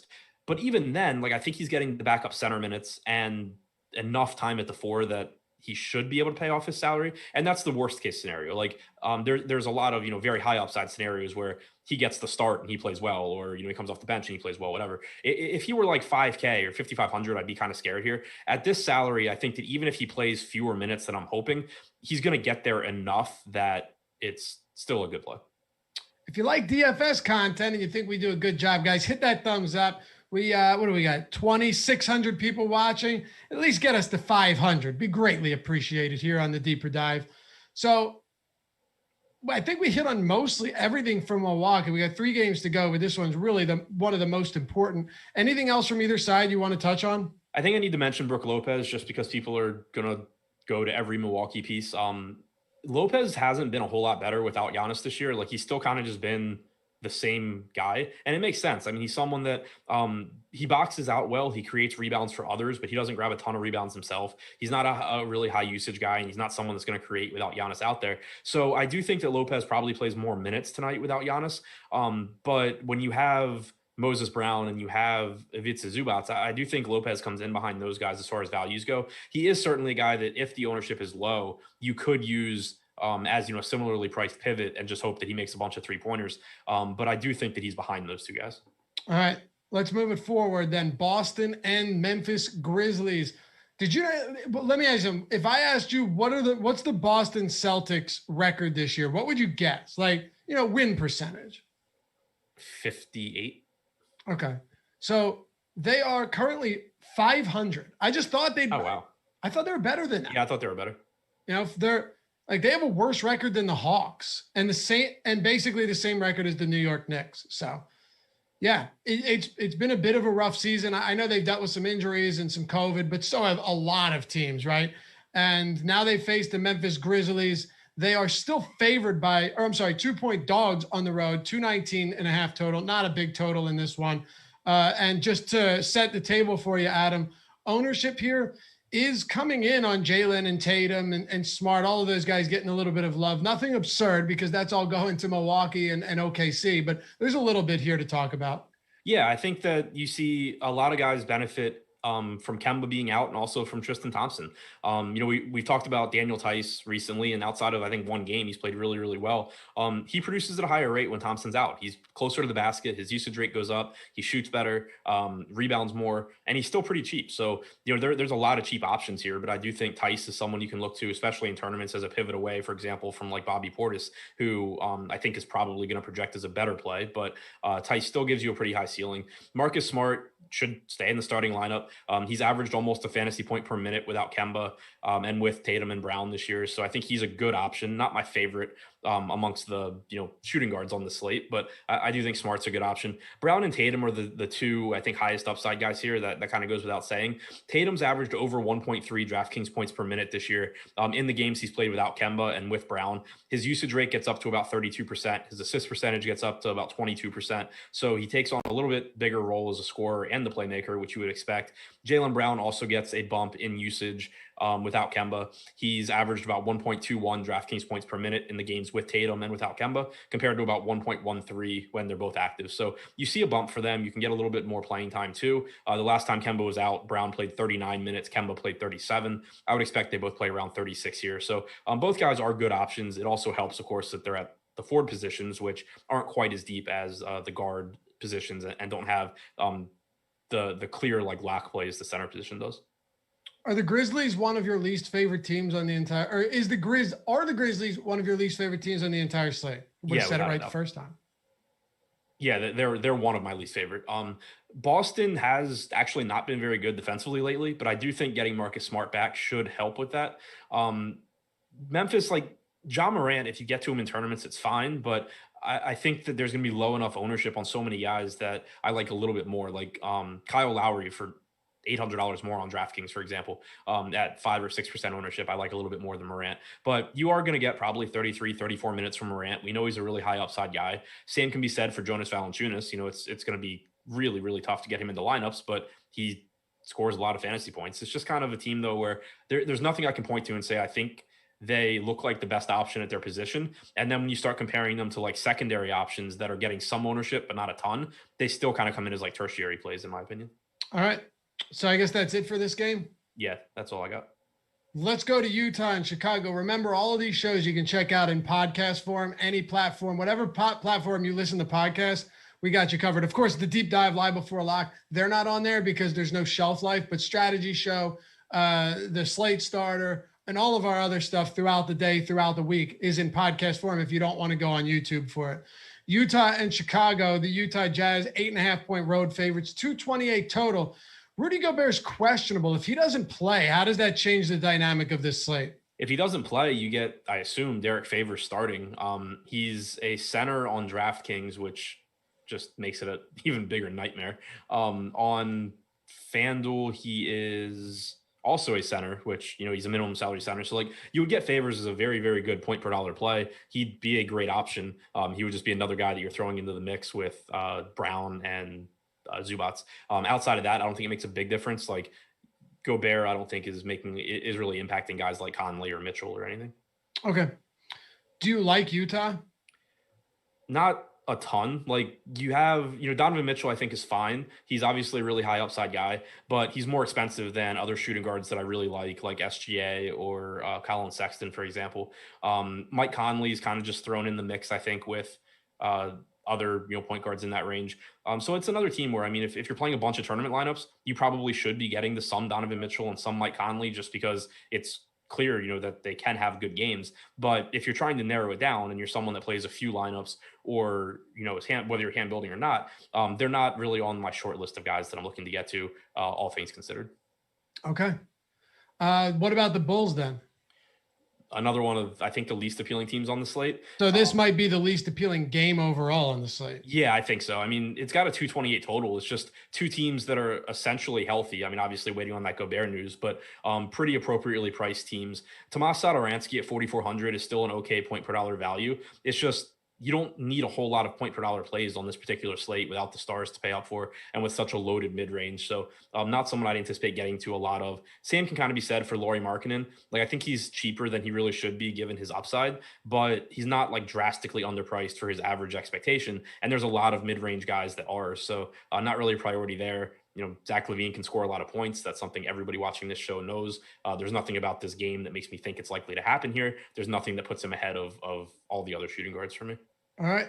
Hey, before we close this out, got to tell you about our sponsor, and we'll get to the Clippers, Atlanta right after this. The same Hawks team that's won like 8 straight since bringing on former Pacers coach Nate McMillan. And then we'll turn it over to the Live Before Lock crew, Chris Spags, Josh Engleman, taking you up to lock. SuperDraft, I'm sure you know about this already if you watch our shows, if you are part of the Awesemo community, but they just partnered with Caesars Rewards. They're transforming the DFS game.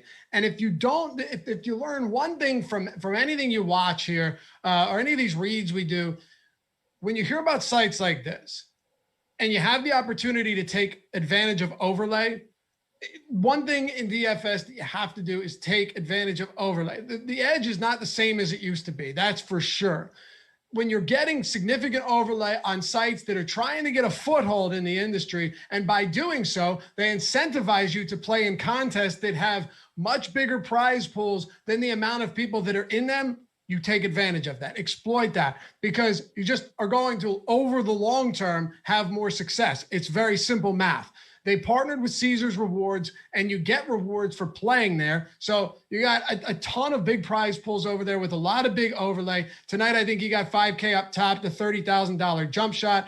Our SuperDraft NBA projections at Awesemo are actually free. So if you want to sign up, do that. More importantly, use the promo code Awesemo21, AWESEMO21.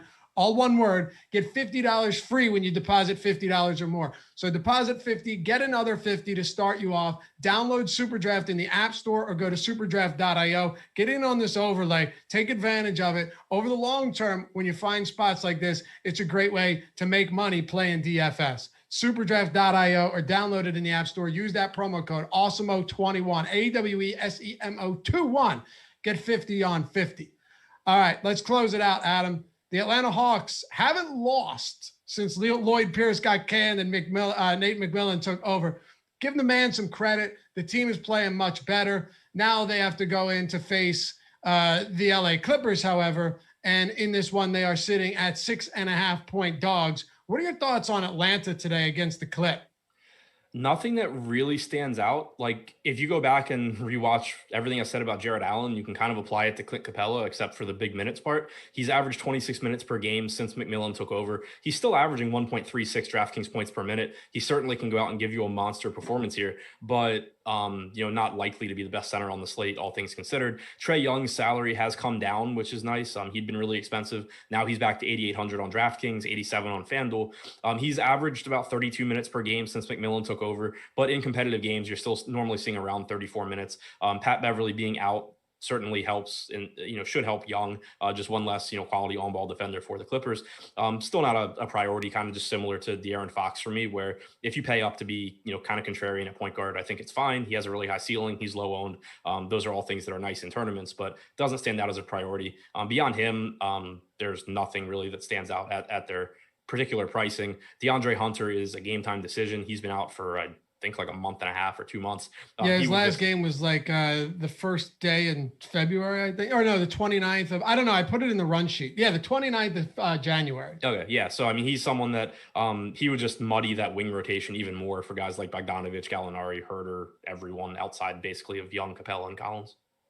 All right, let's wrap it up then. We got the Clippers. No Serge Ibaka, no Patrick Beverley. Both of them remain out today. How does that affect them? And what are you doing with the Clippers, Paul George, Kawhi Leonard, and the like? Yeah, so the obvious starting points of Ivica Zubac, who he's made 4 starts this year. He's averaged about 27 minutes per game. But in the 3 starts he's made recently without Ibaka, he's played about 35 minutes, 35 minutes, and 25 minutes. The 25-minute game, though, was in 3/4 of a blowout win over the Hornets last game. So he was on pace to once again play really big minutes.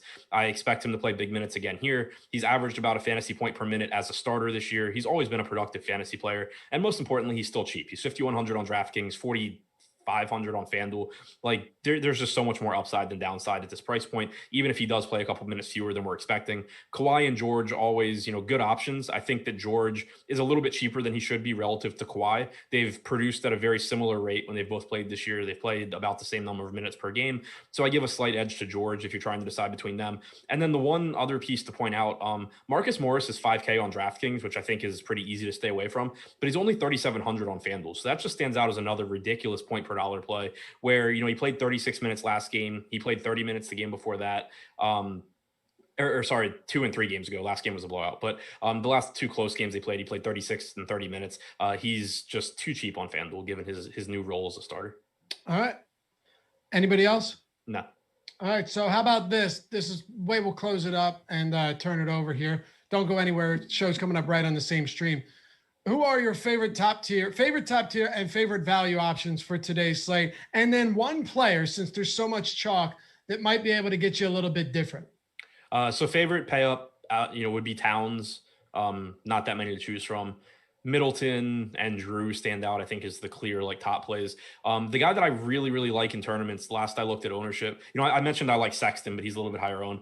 Kyle Lowry, really, really like against Houston at 4 or 5% ownership on DraftKings. All right. Fantastic. Thank you for hanging out as always, guys. And real quick, Adam, Avi with the super chat said, can Hayward go off tonight? My FanDuel lineups are so much easier. The answer is absolutely yes. Gene says, I pulled SGA, Boucher, and Kyle Anderson in Cool Cats today. What could go wrong locking those 3? Plenty. Absolutely plenty. And I guess that's a decent pull. Not really. SGA's okay, though. Anyway, thanks for hanging out, guys. We'll be back with you tomorrow right here on the Deeper Dive presented by SuperDraft.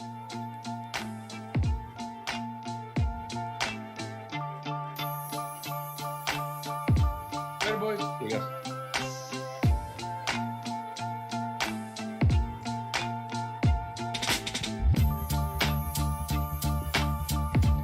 Jesus. I knew you were going to be wearing that nonsense. I didn't know if you watched the stream with Terry. I figured either way it was worth putting it back on. I got tipped off. I certainly didn't watch. How dare you? No, I actually did have it on when you popped up in that thing, which was just... I immediately hit the thumbs down and then left the stream. I think we got it to 1,000 likes on that show without even giving anything away. People just love the money. I feel like Mick Foley, just cheap heat.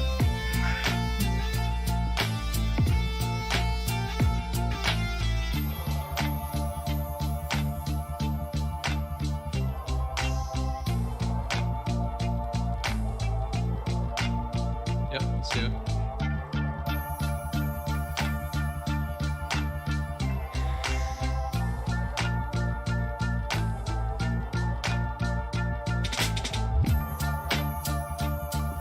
What is up, guys? You are live for the final hour here before things lock on DraftKings and FanDuel. We're going to talk about all the things you need to know on today's NBA slate while wearing some of the finest attire that my Italian tailor could possibly come up with, who I got exclusively through Amazon. But I'm Chris Spags, joined by a man who's going to give you all the good takes today for FanDuel and DraftKings. You know him, you love him. He's the Chubster, Josh Engleman. How are you doing, Josh? I was better before I saw that stupid suit coat. I think, Josh, it's really a good luck charm for everybody out there, including you. I know you've had some great days on shows alongside me with the money hats. So a money suit, how could that possibly go wrong? How could that possibly go right is the better question. Do you have a money tie as well? Is it the whole shebang? Sure do. No money pants though. Those are in the closet because you guys can't see my pants anyway. So keeping basketball shorts on. It came with money pants. It's the whole shebang. Money pants. Yeah, it's a whole money suit. You don't buy a money suit without money pants? Are you kidding me? I don't. I've never bought one. I wouldn't know where to go. I assume you have the finest gas stations around you to find that sort of attire.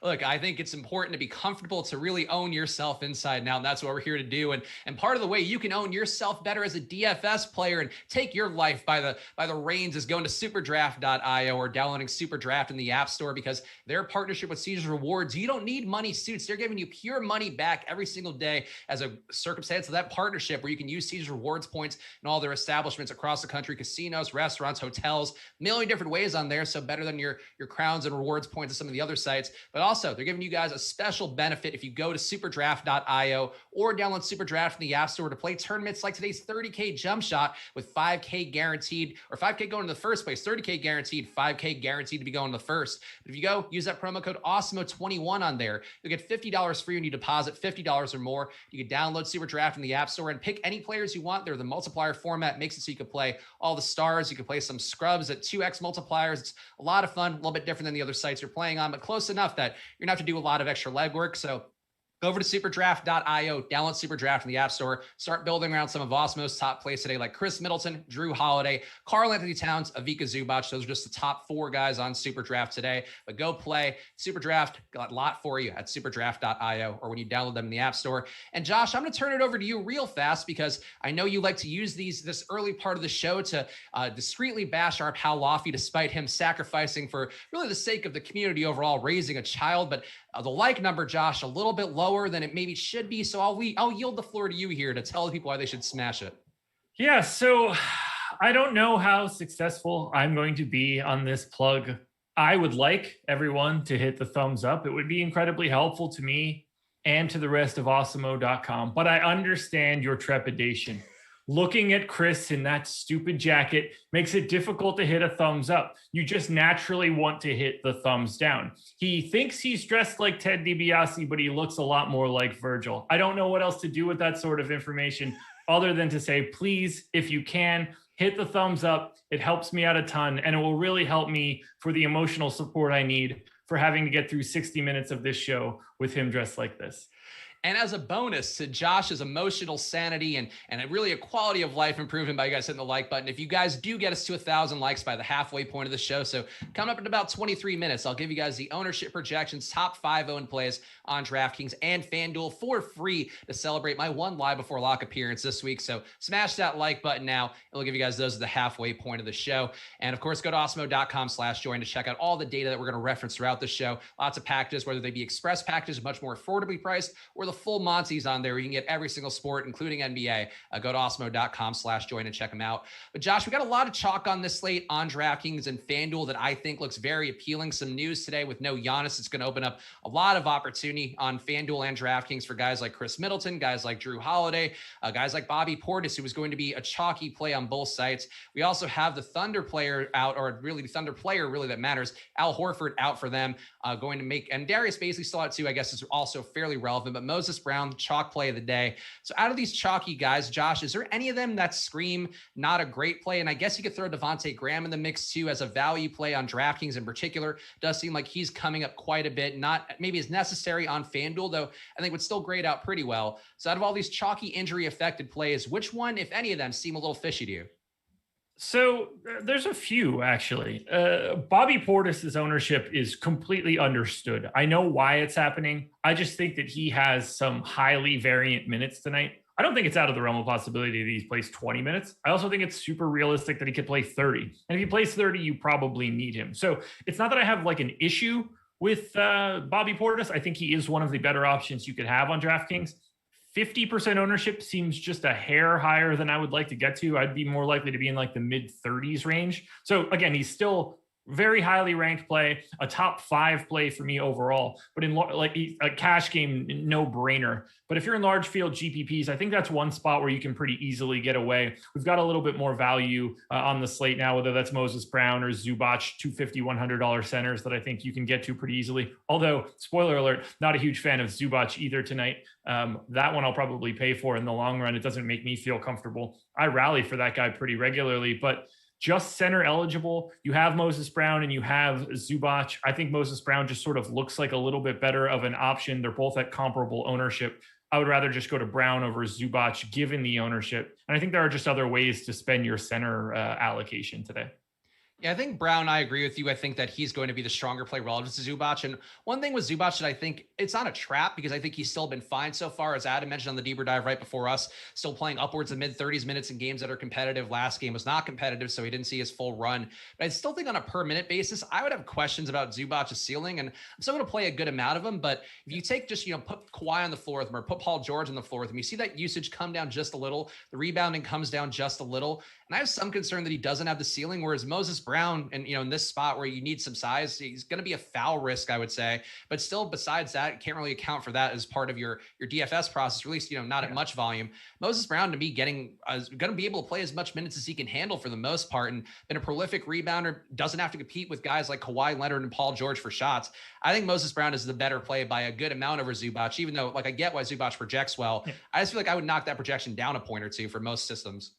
I actually had them not even super comparable, which was really a little bit surprising to me after I ran my crunch. If I just pull it up to compare the two, and a lot of it has to do with the fact that we simply just don't know a lot about Moses Brown, where we do kind of know a lot about Zubac. So I think the range of outcomes for Moses Brown is a lot bigger. I'd be more likely to play Zubac in a cash game than I would be for Moses Brown today. But I think Moses Brown makes for a better play in a GPP because I just think that his error bars are a lot bigger. We have more unknowns, and in that kind of scenario, that's what I want to have in a GPP, all things considered, and particularly in a situation where it looks like both guys are going to have basically the same ownership.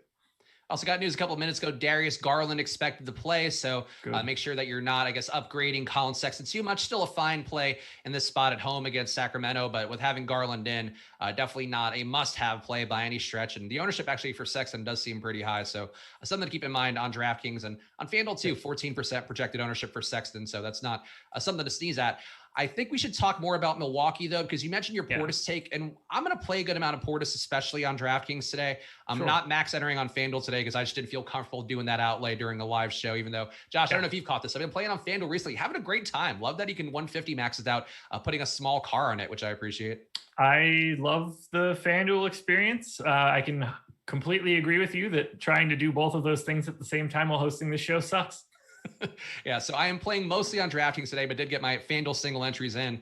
And I do think, for Milwaukee in particular, one thing that jumped out as a concern for me with Portis, which is not one that I'm running away from, as Josh mentioned, I think you could play some other guys at that spot, though. I do like getting there. PJ Tucker really can meaningfully hurt his minutes, which I think jumped down the rotation to me last game, where Tucker came in for Giannis at a few points, though when Giannis was getting hurt in that second half of that game, did seem like they went to Portis first, but then they didn't like what they saw from Portis and went back to Tucker. I think that's my one cause for concern with Portis. I know you gave your take up top, but relative to the field where Portis is going to be 40% owned on FanDuel, 52% on DK, and that's a little bit of a spoiler for the ownership projections we'll give you guys if we get to 1,000 likes at the halfway point here. How are you feeling about Portis? Just what's the number for you, if there is a number, and I guess what's too much, what's too little, and being site specific too, where on DraftKings, he's certainly one type of play, and on FanDuel, you're giving away a position that maybe has a lot more upside than it may seem. Yeah, so I have 30% of him on FanDuel. I don't have a big issue there. He's 3,700 in power forward eligible. If he were a center, it would be a little bit different of a story, but I think he's pretty easy to get to. I'm, again, coming in slightly underweight because I think he is a tad over-owned, but I still think that he looks like a pretty good play. It's hard for me to really want to be somewhere else. He, 3,700 is a salary that isn't really a problem, even if he does go out there and only play backup center minutes or something weird like that. I think it's an interesting piece. I wonder if Miles Turner being out, he's not out yet, but he is questionable. If Miles Turner were ruled out and we were getting a lot of Sabonis at center, I wonder if that changes the mechanism for how much Bobby Portis would be out on the floor. Not sure. I just, just curious. Yeah, on the Portis part of the equation, I just want to make sure we hit on here, but I want to talk more. Actually, did you ask a question there? I was honestly reading the chat, not paying attention. Oh no, it was more like hypothetical that if Miles Turner happened to be out in this particular game, yeah. I don't know if that would change anything from the rotations of the Bucks perspective. I assume that it doesn't. When Giannis is out, you kind of just go like all hands on deck, do whatever you can. But Right. It would change the scope of their offense quite a bit. Yeah, I think the size is something that right now makes me feel actually a little more comfortable in Portis getting the run. And I think it's actually helpful that Awesemo has Portis in for a reasonable 25 minutes, where I knew that, if that's to me sort of a middle range outcome today, where he doesn't get to 30, still gets a good amount of run. As Josh mentioned, gets some of the backup center minutes, maybe gets a little bit of extra 4 minutes. But I think that 25 minutes does seem like a floor for what I would expect minutes wise. So, I agree that if Turner's out, there are some more ways you can move away, because you could then just put Lopez and Tucker out there and really not feel too bad about it, especially if like Sabonis is killing you. I think maybe that is something you do. But I think Portis, I just want to make sure to put the risks out there. And the Tucker rotation part does change it a little bit from where we've seen it earlier this year, where if Portis starts in a game without Giannis, I think it's only happened 1 or 2 times this year, but he had fantastic performances in those games. There's just nobody else who could take minutes away. But Tucker is more of a threat than a DJ Wilson was. So something to keep in mind. And for people that are curious, Tucker isn't a threat from like a DFS perspective. He's a minutes threat. We know that that PJ Tucker can go out there and play 36 minutes, at least for a Rockets team. If Giannis isn't there, I don't think that there's anything stopping the Bucks from playing him big minutes. That's really the issue. Like, I don't care about PJ Tucker's performance today. I care about his playing time. And I know you feel the same way. Yeah. So I think we sort of gave you guys the pros and the cons there. So you're going to have to really, one of the big decision points of today's slate, whether you're playing on FanDuel or DraftKings, is going to be Bobby Portis. Another big one, though, is actually surprisingly maybe a bigger one on FanDuel, is going to be Chris Middleton, who I think is a priority play on both sites. I did my sorting process on DraftKings before the show on Fantasy Cruncher, and still got a healthy amount of Middleton, more than the field there. I think it looks like a strong play there on FanDuel. The positionality, I think he does seem like a stronger play. So let's talk about him first, as a guy who historically has been a triple-double threat in games without Giannis. So we've seen him play a little bit down this year when Drew's been out of the lineup. I think that's the particular one that people can reference. But without Giannis, it's such a big hole in rebounding and assists and usage that I'm comfortable going back to Middleton, even though we haven't seen those massive efforts quite as much as last year, where he showed like 70 fantasy point upside in games without Giannis. I still think he's a very, very positive play on all the sites today. But how are you landing with him? Because if you don't play him on FanDuel, you're already different from half of the lineups. They're both Drew Holiday and Chris Middleton are my 2 highest exposed guys, and I have them in just about everything. So yeah, I'm fully in for Holiday and Middleton. Look, let's just say that Giannis was going to be out for 3 weeks, like this was the LeBron injury or something along those lines. What would you expect Drew Holiday and Chris Middleton's prices to do over the next week and a half? It'd be massive. At least 8K on DraftKings, I would think. Right. So I have no problem buying in now. I'll cross my fingers that it all works out. It might not, but they are, to me, pretty clearly the top 2 plays on the day. Yeah, I'm with you on that. I think that these guys definitely stand up a tier above. And we have to ask, we're going to talk about more Milwaukee Bucks in a second, because you can make a case for, as Josh mentioned, Brook Lopez. I think Dante DiVincenzo, you can make an argument for, even though certainly not as high of a ceiling play as guys like Middleton and Drew.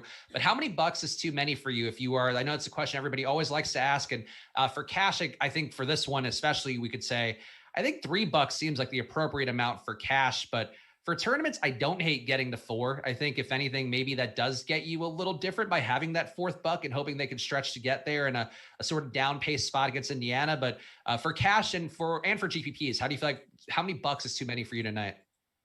3 or 4 is sort of like the sweet spot. I have like Drew Holiday in 80% of my lineups. I have Chris Middleton in like 80% of my lineups. I have like 80% of those, like 80% of Chris Middleton's lineups also have Drew. So like it's basically like an 80-20 split on those guys clear across the board. You're working Bobby Portis. I have a comparable amount of DiVincenzo. That's really all that I'm looking at. Very minimal amounts of Brook Lopez. I don't really think that his life gets improved by Giannis being out. So like those are the 4 guys that I really have my eye on. Are you looking at anybody else? I think Dante DiVincenzo I wanted to get with the field with. Brook Lopez I got above a little bit, actually by the barest of margins on DraftKings. He's actually up to 11% the most recent run we had from Awesemo, which came out just before the show. So you're getting them hot off the presses when we give you guys those coming up in about 12 minutes. So hit that like button for us. Connaughton, I think, is also in play, but I agree. Like for the most part, I want to get Middleton, Holiday, and Portis. And then if there's a fourth one, or if it's rotating one of those three guys out and give me one more guy, I'm kind of agnostic as long as it's not PJ Tucker, Bryn Forbes, or Thanasis. I think are really how I feel about it. Yeah, I'm avoiding all of that other stuff. Like there's no chance I'm getting to Tucker, Thanasis. I don't think I have now. I don't have any Connaughton right now. It's all just going to Drew, Dante DiVincenzo, Middleton, and Portis. Jordan Nwora kind of lurks a little to me, just looking at his numbers for the year, where he's been really productive when he's played. Granted, he has not played very much. This is a lot of small sample size ball. And he might jump out to me more because I know he had a very overpriced to me Top Shot moment that I recall seeing as part of my just combing trash guys. But I know you're not going to play him, but I just want to point out Jordan Nwora, 26% usage this year, about a 0.96 fantasy point per minute, rebounding at a decent clip. Not assisting at a decent clip, but that's one minimum price guy you could go to if you want to get really different and you're feeling super adventurous. I'm talking over you for this one. Do not play Jordan Nwora. He's played 9/10 of a minute in the past 30 days. Just no. Full stop. There's time no. to play him though. It's when you see what he's got. Get the young full guy. Stop unplayable. Jordan Nwora lurks as a Nathan Knight type for the Milwaukee Bucks. I'm just going to say it, but he's only projected for, as Josh mentioned, 4 minutes today. So he's probably only getting there in a massive blowout for one side. What time is it? 6:50. So we have 40 minutes for Jordan Nwora to get cut from the team before the show is over. He was a draft pick. He's a guy they had draft capital invested in. So there's hope for Jordan Nwora. He is no Tim Quarterman, I'll tell you that. Do you know why he's on the team? Because they're on the hard cap and they need his lowest possible salary of anyone in the league. All right, fair. Look, just remember this: when Jordan Nwora goes off today, this could be the one that we all reference to mock Josh, as he dared to go against a man wearing a suit made of the finest dollar bills you can find on the Western Coast. If Jordan Nwora is a positive play today, I'll never do a show again. I'll be dead. I'll drink bleach. I'll do all of it. Everything at the same time. I get it. I am not, to be clear, I am not a fan of Jordan Nwora. I'm just going to say the name out loud. And then if it comes right, then you'll hear about my great success picking Jordan Nwora for probably the rest of my career as the DFS scout. I think we've talked about enough about Milwaukee. Let's go back to Oklahoma City because we talked at great depth about Moses Brown. But I think you have to talk more about Shai Gilgeous-Alexander, who, when you're carving up the Thunder, it's a little bit tough if you're looking at an NBA Wowie or whatever on-off rate data that you're looking at for guys' court time. But Shai, in small sample sizes, just kind of juggling around the various guys out. Horford in particular, seen a lot of usage without Horford on the court, including 33% to 35% usage based upon the different guys I was running alongside him. And the assist rate mostly stays flat. And I think on Shai, on FanDuel, he's a much more of a must-have play based on price. He's going to be one of the chalkier plays on FanDuel today. On DraftKings, though, he's not terribly highly owned, and I think he works well in lineup constructions that I was looking at today. So how are you handling Shai on both sites? And you can start with FanDuel because I know that's where you're probably getting a lot more of them. Yeah, so shooting guard's pretty tricky for me on FanDuel tonight. I like Shai. He grades out as my number one shooting guard option, but I think that the rest of the position is incredibly flat. I don't see a ton separating Paul George, Fred VanVleet, Rozier, Mitchell, DiVincenzo, Sexton, LeVert, Edwards, Smart, Halliburton, Levine. Relative to salary, those guys all look pretty similar. So I'm kind of flat at shooting guard. I have all these extremes at point guard with Drew Holiday and Chris Middleton. That shooting guard is just sort of a casted wide net of basically like every combination of two shooting guards that I can try to get to that are all functionally decent. So I've got between 20 to 30% of Shai, VanVleet, Rozier, Mitchell, DiVincenzo, LeVert, Marcus Smart. I'm casting a wide net at shooting guard. I think Shai is the best option, but I'm a little nervous about the ownership. Do you know one fun fact about Shai versus Minnesota that just off the top here that's as unspecific as I can give you without giving it away? Fun fact about Shai and Minnesota? No, I have no idea. That 170 fantasy point game he had where he had like 20 rebounds was against Minnesota. It means absolutely nothing, but that's just one thing that I remember historically that his best day ever in fantasy came against Minnesota. Gotcha. So it's going to happen again today. That's as people in the YouTube chat have told us, that's how it works. When you play Minnesota well one time, you play them well forever. Absolutely. SGA has been down lately. Willie's saying in the YouTube chat, he has been down a little bit, but the rates for him on the longer term of the year, just not playing alongside Horford, not playing alongside George Hill, which hasn't been a factor for a while. But Baisley, there's just a lot of opportunity for him, and Moses Brown, we talked about earlier. I guess we have to talk about some of the other peripheral Thunder players, just because there is a bit of a glut here with no Baisley, no Horford out there in particular, opens up a lot of opportunity. And Pokusevski, I feel like, is a name that people always want to hear about. Poku is a fun name to say, fun guy to root for the most part, but been mostly terrible overall. If you just look at his numbers, 35% true shooting on the year, which has been slowly getting better for whatever it's worth. The minutes should be there, 27 minutes from Awesemo. Is he or Isaiah Roby or any of these guys in consideration for you at all, especially in lineups where you're not playing Moses Brown? Yeah, I have a ton of Oklahoma City. So obviously I touched on Shea and I'm pretty neutral there, but I'm getting to Pokusevski on FanDuel at 4,300 where he's 4% owned. I'm getting to a ton of Moses Brown. He's my most exposed center as of right now. I have a little bit of Maladon, but not too much. And I am like 2+X the field on Isaiah Roby. I am very happy to get to Oklahoma City when they are missing guys. We know the starting lineup. Roby is starting, Brown is starting, Pokusevski is starting, SGA is starting, and Maladon is starting. And I have those 5 guys in a decent chunk of lineups. Happy to rotate through. It's Minnesota. It's not like Oklahoma City is playing a team that's good. It's a pretty high total for this game too, 230 combined total, which, I guess you could expect given that Minnesota, as Josh mentioned, not very good defensively, 111.5 defensive efficiency rating, which is close to Sacramento Kings territory. I think I'm with you on it. I think playing some of these guys could be interesting. And I got less Roby and less of these guys on DraftKings today than I would like. But I guess the question for you that I would have is, would you group it at all where you're getting Roby more in lineups without Brown, or at least maybe if you're not doing a hard group, giving them a projection bump in a lineup where you don't have Brown? No, because of their prices, I'm not super worried about it. Moses Brown is 4,300 on FanDuel. Roby is 4,700. Pokusevski is 4,300. None of those prices are all that problematic to me. I mean, if we want to just talk about Roby and Moses Brown, who I think are the 2 better options, we're talking about $9K in salary. So in the grand scheme of things, I'm looking for about 75 fantasy points between the 2. I think that's doable. And, even if it's 70 or something along those lines, I'm still going to be in good shape given their salaries. I think that's more than feasible at that price tag. All right, we got about 5 minutes left until money time, guys. So I'm wearing the suit, and I'll be damned if we don't get to 1,000 likes on a day where I'm wearing the suit. So please hit that like button now. And in return, I will give you guys the top 5 owned plays according to Awesemo on DraftKings and FanDuel for free. And of course, if you want them yourself, you can always go to awesemo.com/join. But smash that like button here. We got about 3,000 people in the chat, so it should be easy for you guys to get to 1,000 here and show us a little love and get something for yourself here with the top 5 owned plays on DraftKings and FanDuel. We had one super chat when we were doing the turnover between the shows, which we didn't hit on. And I'm just going to ask you real fast because you mentioned his name at some point, but Donovan Mitchell in this spot against Chicago, certainly Chicago, another team that is not too good defensively, that gives up a lot of outlier days. And Utah actually has the highest combined total, the highest implied total on the slate, I think at 118, at least from my poll before the show.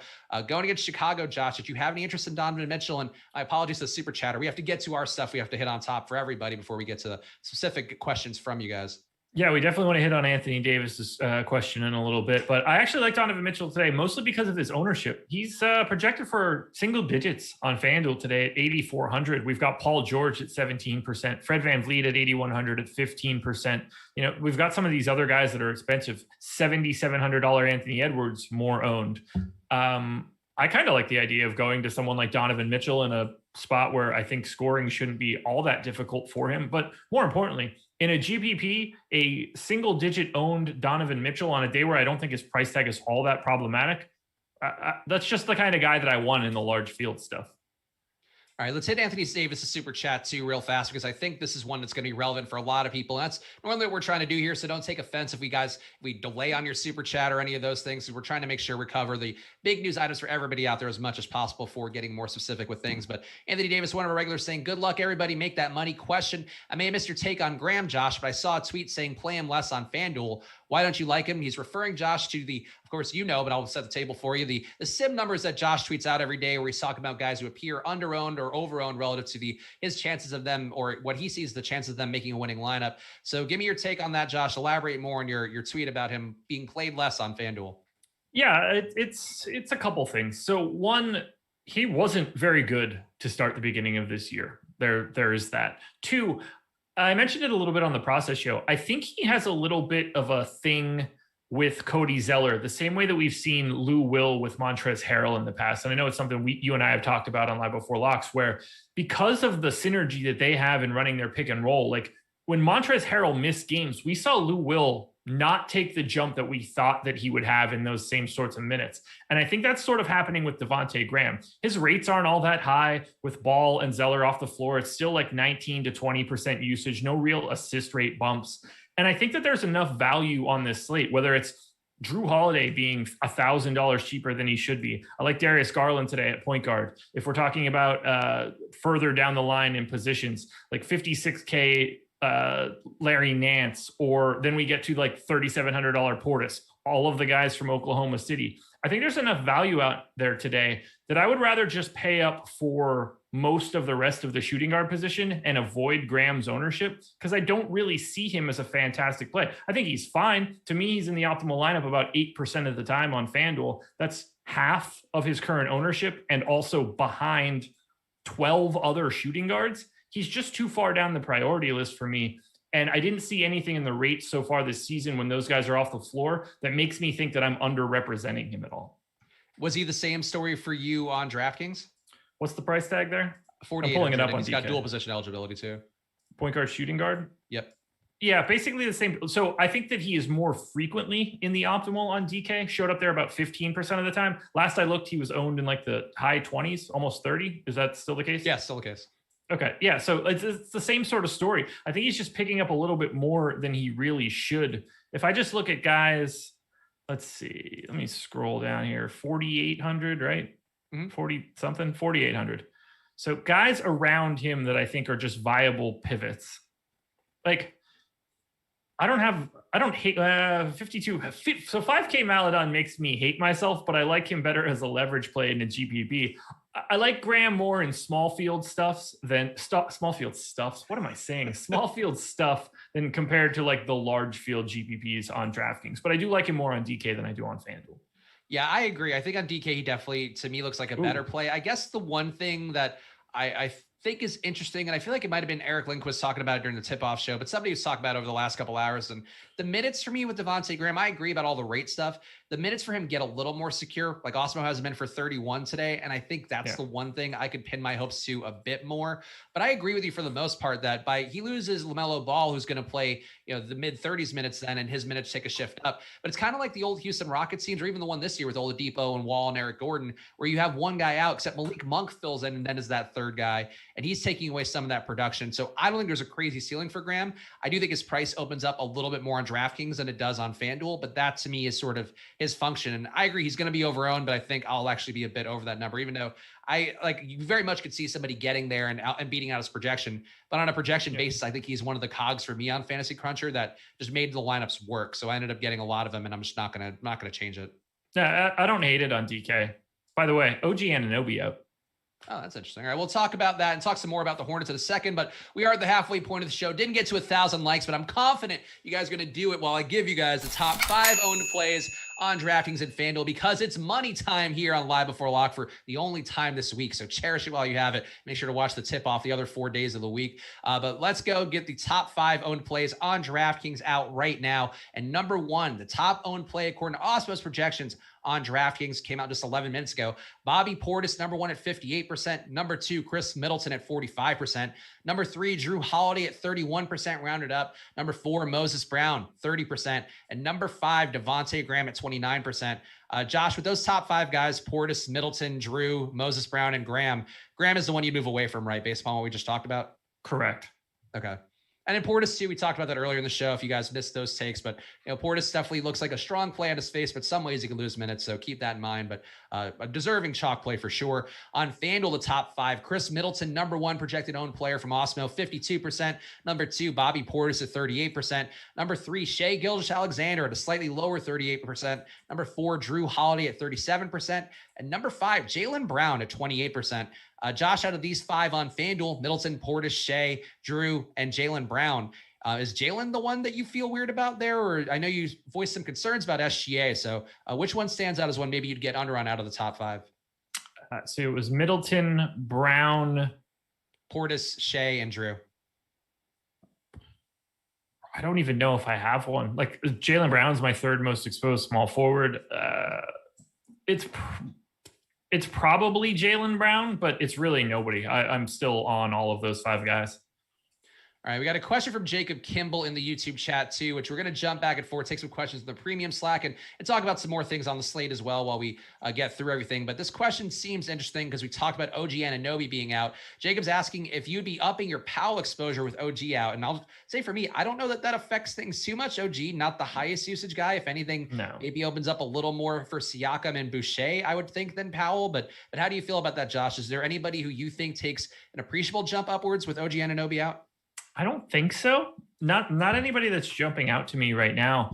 To me, I mean, if you're taking OG Anunoby off the floor, you're probably making everybody's usage worse. He's a below average usage guy, somewhere around 16%. So whoever you're putting on, you're hoping is less than 16%. Otherwise, that's actually pinching everybody else's usage.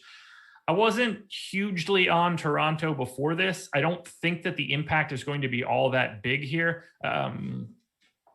I probably am not super worried about it right now. I am running a new crunch because why not? But because I did have 10% OG before, but for right now, I'm just sort of treating it like nothing's really changing other than the fact that I just need to get him out. Who do you think starts for them? It would be Lowry, Van Vliet, Siakam, Powell, and then Baines or Boucher, I would think. I don't even think it matters. I mean, literally anybody. If you told me it was Stanley Johnson, I wouldn't be shocked. They could throw Yuta Watanabe barely plays and they can move him into that. McCaw is back. I wouldn't be surprised if it were McCaw. DeAndre Bembry hasn't played in 3 games. Who the hell knows with him?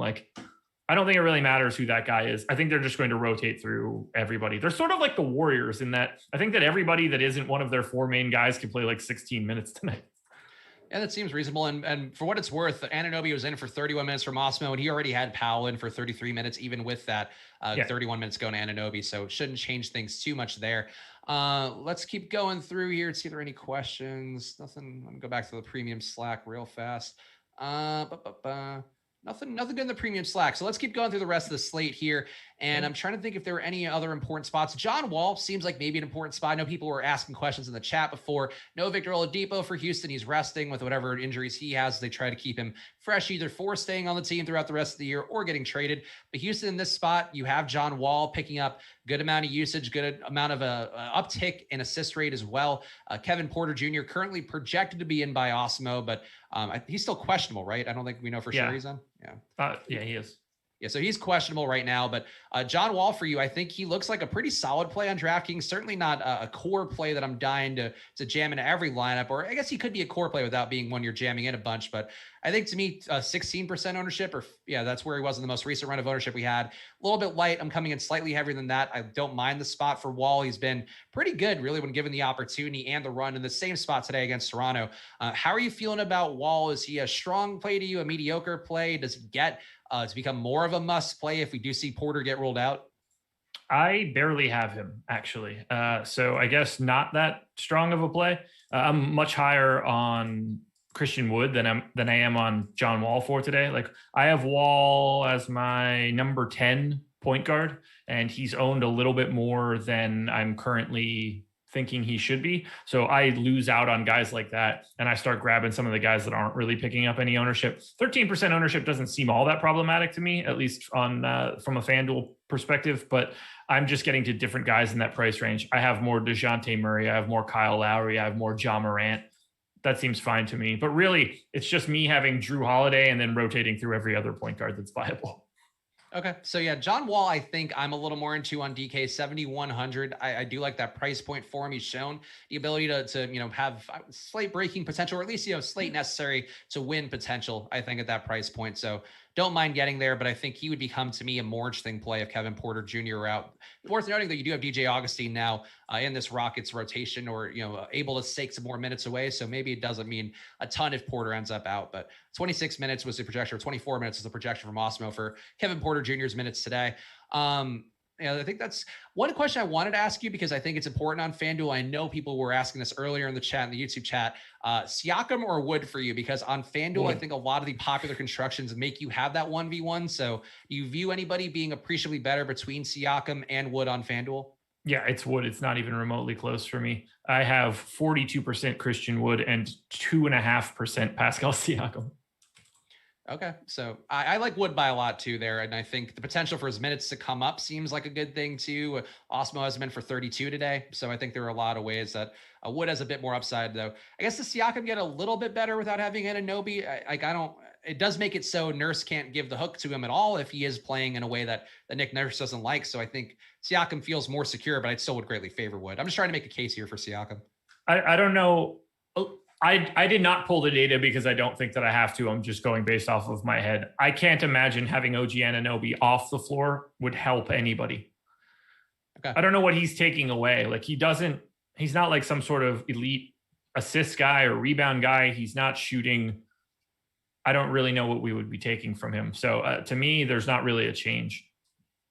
Devontae Graham also officially will start for LaMelo Ball. So if anybody was concerned about that part, we were assuming he was in anyway, but that doesn't change anything for you, right? You weren't assuming that there was some way he could come off the bench. No, I gave him 30 minutes originally. Maybe I'm underestimating him a little bit and that number should be 32. But other than that, I'm not all that concerned.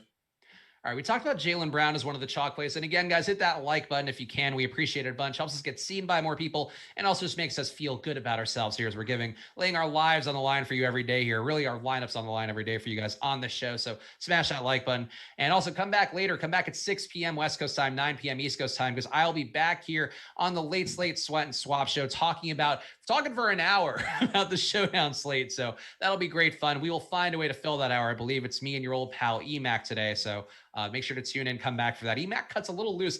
Josh, I know you're not up at this point. You're normally tucked away in your Ebenezer Scrooge pajamas for the night, but EMAC gets a little loose there. He even is talking about having a little Netflix and chill with his wife on one of the shows. And I feel like you would appreciate it if you wanted to spend the time on a show the next day that has nothing to do with your life from that point on. I'll be honest. I've seen a show before where EMAC got a little loose. Didn't need any more of that in my life. That's all right. Tough but fair. I could see how that maybe turns off some people based on that show. Either way, come back later. I enjoy our old pal EMAC cutting a little. I enjoy our old pal EMAC too. That's not what I'm trying to say. But there's no way I'm watching an old show or staying up late enough to see it either.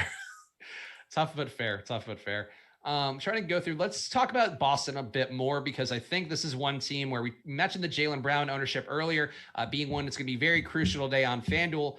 For DraftKings, it does seem like these guys are going to be owned. Jason Tatum and Jaylen Brown in particular. Kemba Walker out today does give these guys an appreciable boost.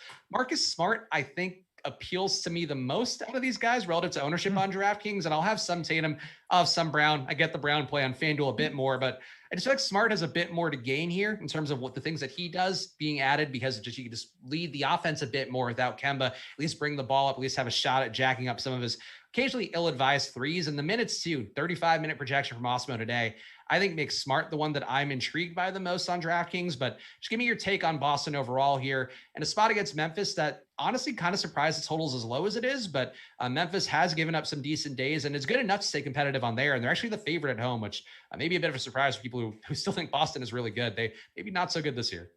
Oh, I still think they're pretty good. We'll see once we get to the playoffs, but that's neither here nor there. So I think all three of them, Tatum, Brown, and Smart, are better on FanDuel than they are on DraftKings. I actually see them as like super equal on DK relative to salary. I do think Marcus Smart is going slightly under-owned on DK as opposed to Tatum and Brown being slightly over-owned. But I would be happily getting to those three, and I don't really have much interest in anybody else outside of like random lineups that show up with Daniel Tice. If I had to pick between the two on DK, I would probably take Tatum before I took Brown, but I'm splitting hairs there. I'm really splitting hairs on all three. Yeah, I think that's fair. And Brown a little bit cheaper on DraftKings, so I think that maybe makes him a little more appealing to get to. I know for my ownership, that's definitely what resulted in getting there. And the usage rates of these guys, for the most part, about the same in court time without Kemba all year long. 32.6 for Tatum, 32.2 for Brown. So they are, in a lot of ways, very similar plays, even though they are priced differently. So I think I agree. I'd probably go Brown's way a little bit more. Let's see, going back. Did we miss any super chats? Just making sure. No. All right. Anybody else who we haven't talked about so far that you find important for your lineups? I think some of these games here, and we got a projection update as well for the Toronto situation that I'm going to plug in just to see if anything changes materially for me. But is there anybody who we haven't talked about or any teams that we haven't talked about that you found to be core parts of what you're doing tonight? That's a good question. Let's take a peek. All right. We talked about Middleton, Holiday, Wood, Brown. I'm pretty heavy on De'Aaron Fox again. 8,900 projected for 20% ownership on FanDuel. I'm in the mid 30s as of right now. His player props looked great tonight. I know the $8,900 price tag is a bit of a sticker shock on someone like Fox. That seems like a pretty high number. And to be honest, it is, but 1.18 fantasy points per minute over the last 30 days. I basically have him at that rate, taking on Cleveland. I'm not super worried about that matchup. I just think that he sort of does it all. I'm projected for 45 fantasy points on FanDuel, but I think the way that he acquires his fantasy points makes him a little bit more interesting. And I'm also just a little bit surprised that he's only at 20% ownership. If I have to compare him to like Trae Young today, he's slightly more owned, but I think he looks a lot better than Trae does. Okay. Also, the minutes update for Toronto, it's funny because we talked about this and you mentioned the Siakam thing not being something that would be affected. Awesemo gave Siakam 2 more minutes because of Anunoby being out, and now he looks a little bit like a better enough to me that I don't know that I'm going to rerun the crunch, but I think he would pop up a little bit more at just those extra 2 minutes. Yeah, I think that's a reasonable increase. Baines looks like the big winner in minutes from Awesemo too. He has Baines up to 20 minutes now, and Boucher up to 23. So you didn't give Boucher much more. Yeah, I think it's really tricky. I don't have a lot of confidence in this. They've been missing so many different guys and so many different patterns, like OG and maybe it was sort of just OG for that extra game. But before the big miss, it was Siakam out for a game. Kyle Lowry missed a couple at late February. I don't really have a great feel of who's just going to get those minutes. Like I would have thought, I think that there are like 4 different options that could play like 26 minutes today now because he's out, and none of them are all that appealing. All right, got some questions in the premium Slack we're going to get to. And also, I didn't validate your De'Aaron Fox take enough, but I'm going to validate it right now. I like De'Aaron Fox. I think that's never a play that I mind, especially on FanDuel. Like, he's definitely not going completely overlooked on FanDuel. But on DraftKings, too, under 5% owned. I've been playing more Buddy Hield than I'm comfortable with pretty much every day recently, which has been fine because he's playing so many minutes and actually been shooting a little bit better. But Fox, I think the tournament play, out of all the Kings, like Fox is the one who has the upside to really make it uncomfortable for everybody else on the slate. Yeah, and maybe he gets into a little bit of battle with the guards for Cleveland, and that's just sort of some like transition fun thing to do. I don't know. 8,900 for Fox, I don't think is all that bad of a price tag. Let me look at him. So over his last, he's put up 52, 55, 61 and a half, a bunch of other 40 plus point games. His most recent game, bit of a dud at 9,200, less than 30 fantasy points. I think he rights the ship. Do you have any interest, by the way, in Halliburton, whose minutes have been there? Somebody asked a question about the minutes restriction for him, and I feel like the minutes restriction doesn't really matter because he's still playing 32-ish minutes. But he's not on a minutes restriction. Yeah, that's one of the more worthless minutes restrictions. Shockingly, comes from Luke Walton. Do you like Halliburton at all on either side? On DraftKings, I think he's kind of interesting relative to the price point, but I feel like I'm actually going to be a bit too high on him now that his ownership has come up. I mostly just see him as a neutral play today. There are a couple guys in that 5K range. So he's 5,500 on FanDuel. Smart's 5K, Levert's 56, DiVincenzo's 57, Terry Rozier's 59. I like all of those guys more. So he kind of just gets pinched. It wouldn't shock me if Halliburton had a nice turnover day, just because Cleveland turns it over so much. When 14 turnovers a game doesn't sound like a lot, but it's one of the higher marks in the league. And that's Halliburton to me. When he has the outlier days, I think it comes from either getting outrageous usage, which he's not getting in the starting lineup, or just having those turnovers. So I'm with you there. Let's got a super chat here real fast. A couple super chats, and we'll go back to the premium Slack. Joe K saying, any scary Terry love? I think we talked about Charlotte earlier, where one of Hayward, one of Rozier, even PJ Washington. Wouldn't shock me if one of those guys bounces out or, has a bigger day here. The rate data didn't really put me on any of them though, Josh. I feel like Hayward gets enough of a bump that I think he becomes slightly more appealing. Rozier really didn't gain much at all from what I saw with LaMelo being off in a way where we talked about Graham. At least Graham gets more minutes. I don't know how Rozier's situation changes at all, but he just still has that GPP upside, so I don't mind it. Yeah, like Rozier's 5,900 on FanDuel. He's projected for 18% ownership. That's exactly where I have him. Gordon Hayward is 7K. I actually have 30% of him, so I'm a bit over the field right now. PJ Washington, I'm basically neutral to the field on. I didn't get to any Biyombo at center, and obviously I've made my Devontae Graham thoughts known.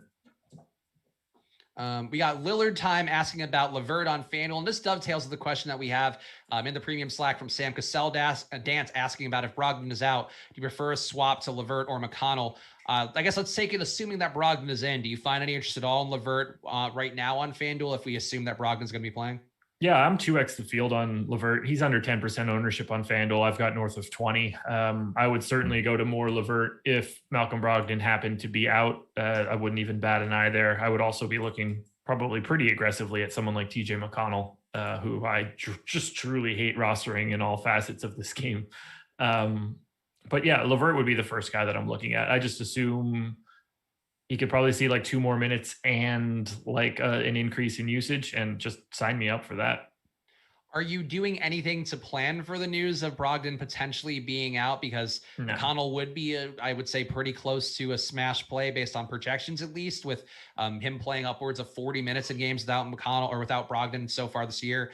I like McConnell. I think he's certainly not a value play that you're going to jam in 100%, but I think he becomes a play you have to consider. And I think the one concern I would have is that LeVert being in the mix, to me, is going to lessen McConnell's ceiling a bit, just because I think you'll see more playmaking from LeVert than you've seen so far for him in Indiana if we don't get Brogdon in. But that's just me thinking about it. I think both guys would benefit a pretty good amount. So how would you handle it if we do get news that Brogdon isn't playing? Or how are you handling it now, I guess, with the chance that Brogdon could not be playing? No, I don't think there's any reason to plan for it right now. We have 4 games at 9:00, another one at 10. Most of the major exposure for chalk is going to Milwaukee. So really, like, Oklahoma City is the only issue for me, and I don't want to get off of that stuff. But if I have 5 games to choose from for late swaps, I'm not pre-prepping for that. I'll run a new crunch and call it a day.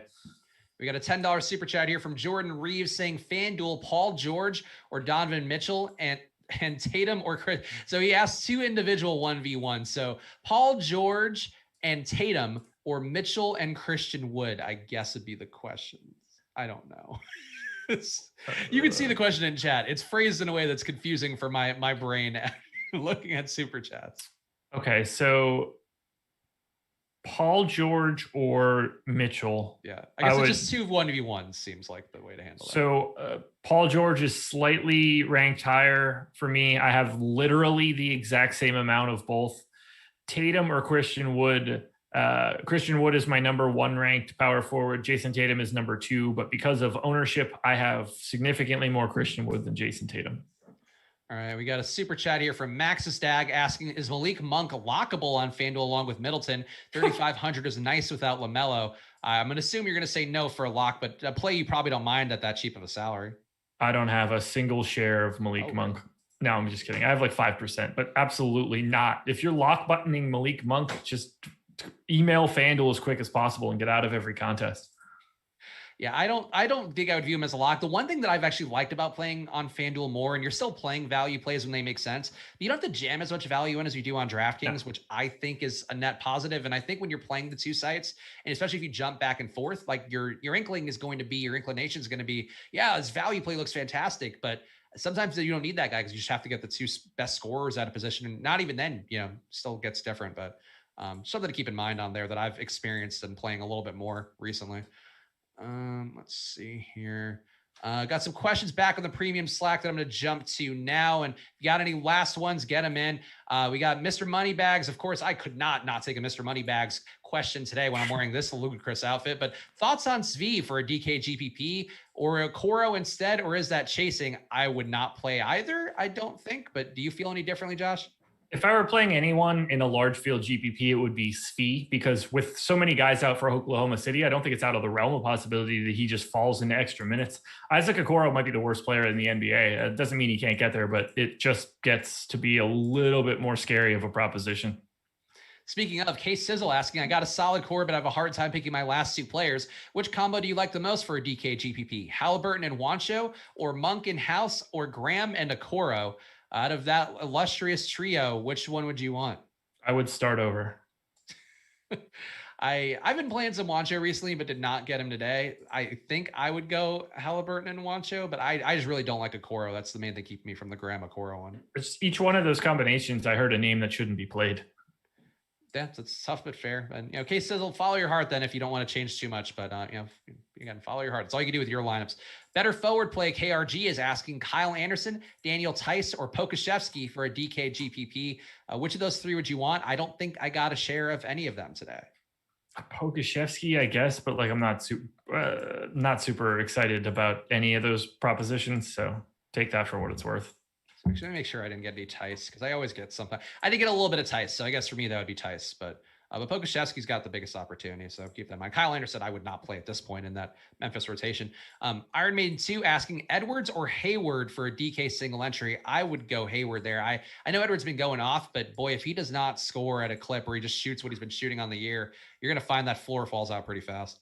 Yeah, I'm a little nervous about that one, so I would agree with you. I would take the Hayward side of it. Feels a little bit safer. And is Zach LaVine the best $8,400 shooting guard on FanDuel? Do you find him to be that, or would you go somewhere else? I'm assuming he's the only other $8,400 shooting guard is Donovan Mitchell, and I would rather have Donovan Mitchell. Okay, I might prefer LaVine just because I think that he's shown some more signs of life not having Kobe White next to him all the time. But I think that's just me splitting hairs. And Mitchell's under owned too. Like both guys are going to be pretty low owned. So you're getting to a unique construction, I think, either way. Yeah. Let's see. AT just sent in $5. Thank you for sending into $5. AT, if you have a question, drop it in the chat and hopefully I'll see it for you. But we appreciate the super chat either way. And guys, hit that like button here. You got about 6 minutes left to lock. And if you're done with your lineups, this hasn't been the newsiest show in the world, which I'll say thank you for. I'm appreciative of it. Terry Rozier available to play, but go play on SuperDraft right now. Go to superdraft.io, download SuperDraft in the App Store. I'm going to refresh the projections from Awesemo to give you guys some of the top plays that you can go play on SuperDraft today, because we're not doing the sponsored show, but they are going to have a lot of great tournaments on there. I believe it was 30K guaranteed in their big tournament today, 30K jump shot, 30K guaranteed with 5K going to first. That's a nice one on there. So go play on superdraft.io and you can start building your lineups around guys such as Chris Middleton with a 1.4x multiplier, Drew Holiday a 1.5x, Towns projects well at the 1.1x. Zubac, this is probably the one site you maybe want to play him over Moses Brown by a wide margin, 1.8x multiplier for Zubac, and I don't think Moses Brown is on the slate, so that makes it much easier for you on SuperDraft. Yeah. But there are just some of the top plays. Domantas Sabonis is number 5 there on SuperDraft, but go check it out. Play on superdraft.io because frankly, your money's going to go a little bit further there than the other sites, even if you're more comfortable playing on some of the other sites out there. Let's see here. Over under, you're looking snazzy in a tie today. Well done. Thank you. I would wager money that I'm probably the only DFS analyst or host in the industry today that is wearing a tie, whether it be a money tie or otherwise. I think that's a safe bet.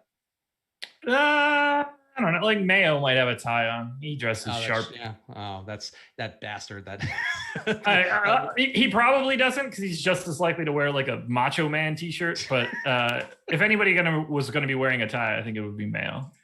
And so I got to read the super chat from Solid Picks. Solid Picks. Greg Ehrenberg is the best analyst on this channel. Nice to see Greg show up here, even if he's using a different name. Agree to disagree, I guess. We love Greg, but love Greg. Yeah, that's clearly you can't. There's no best analyst. It's like Baskin Robbins. You don't go to Baskin Robbins. You go like, oh, like cookie dough is the best flavor. Like they're all great. They're just enjoy all the flavors you got here. I don't know about all. They're all. I gotta do this show every once in a while with this dude that wears a money jacket. And sometimes you have to have some of the aging ice cream in the basement. And that's your old pal Emac coming back in a few hours. Exactly. The well-aged ice cream. Yes, nothing like aged ice cream, just like wine. Just delicious. Crispy. I think this is Crispy Fried 420, which that's just a fun name on the premium Slack. Asking Zvi and Wood or Levert and Maladon for a DK GPP. I'm not a believer in Zvi today. I think there's going to be more opportunity for him, but I'm just not seeing it to the level people seem to be. I would go Levert and Maladon. Agreed. Any love for Jarrett Allen in a pace-up spot? I heard the Deeper Dive guys talking about it earlier, and I don't think it's a fantastic matchup at the rim for the bigs. Like, it's great going against Sacramento, that part, but they only give up 1% more shots at the rim than league average, which is something that I look at. If anything, I think it might be a better matchup for Holmes on the other side. His price is up quite a bit, but they give up 21% more shots at the rim on Cleveland side. So I think that Rashawn Holmes would be the one that I think is the big that you would want out of this spot. But you have any feel differently here for Allen? Is getting squeezed a bit by Nance, which I also don't love. So I do have a little bit of Jared Allen. He's my 4th ranked center. I'm basically with the field, so I don't have a huge stand on it right now. I don't really have like a fun take for anybody. That's just sort of where I'm at. It's been sort of it's been a small enough sample size where it's not a major data point to look at, but Allen's usage and rebounds have been down with Nance out there.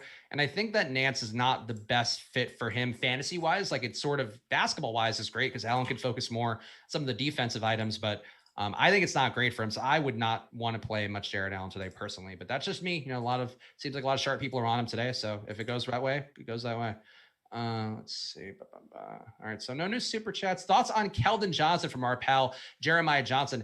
I didn't get a single spur today at all. And I don't know. It kind of gives me some concern because we've seen a pretty good upside from DeMar DeRozan and some of these other guys. But did you get any spurs appreciably here? And do you feel anything at all for Kelin Johnson?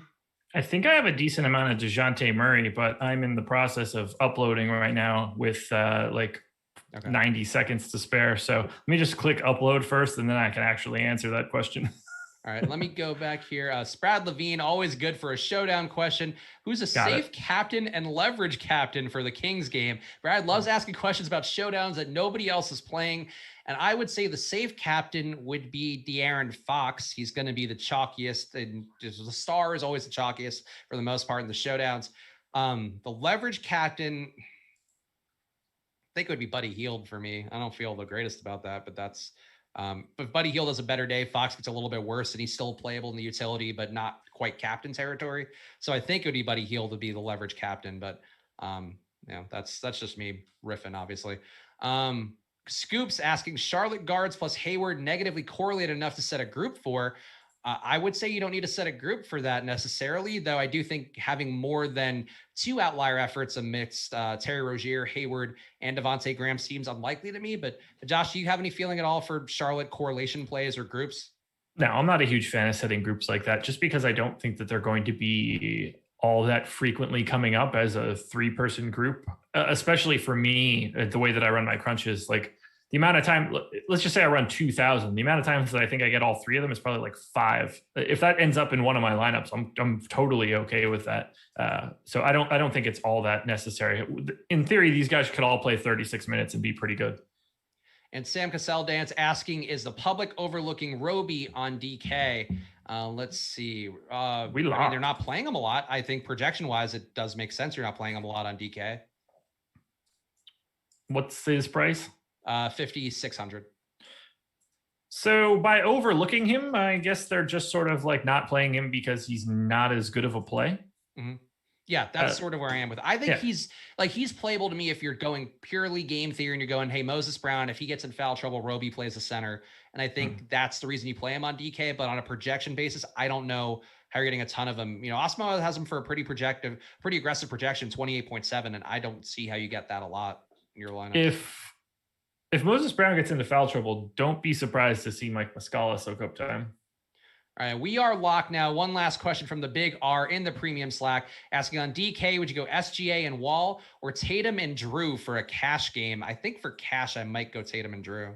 I didn't hear that question because Kevin Porter Jr. is out for the Rockets tonight. Ooh, okay. So now I would think that's actually Wall then. So now I think that's SGA and Wall for cash, but that would be... That's a changing one. All right, guys, we're locked anyway. So hope you guys enjoyed the show. Come back in an hour and a half. We're doing a special late slate sweat and swap for the showdown show. So we'll talk a lot about the main slate too. Any observations, anything that went wrong on this slate. Josh, people should follow you at Josh Engleman. People should also be wishing AT a happy birthday. Is that the one that, there we go. Happy birthday to AT. I guess that was what our super chat that was missed was. So there you go. Happy birthday, friend. Josh, you want to sing happy birthday to AT, or if you want to give any final plugs for yourself, you can make your choice. Happy birthday, AT. come watch the show tomorrow at 6:30 a.m. Eastern time. Check out the Contenders videos and watch the NBA strategy show tomorrow with me and Laffy at 10 a.m. And AT, the best birthday gift is coming up in 90 minutes, the Late Slate Show. So come back for that, and we'll talk all about your birthday to fill an hour on that one. But we appreciate you guys. Follow at Awesemo_comment. We'll see you guys again soon. Bye.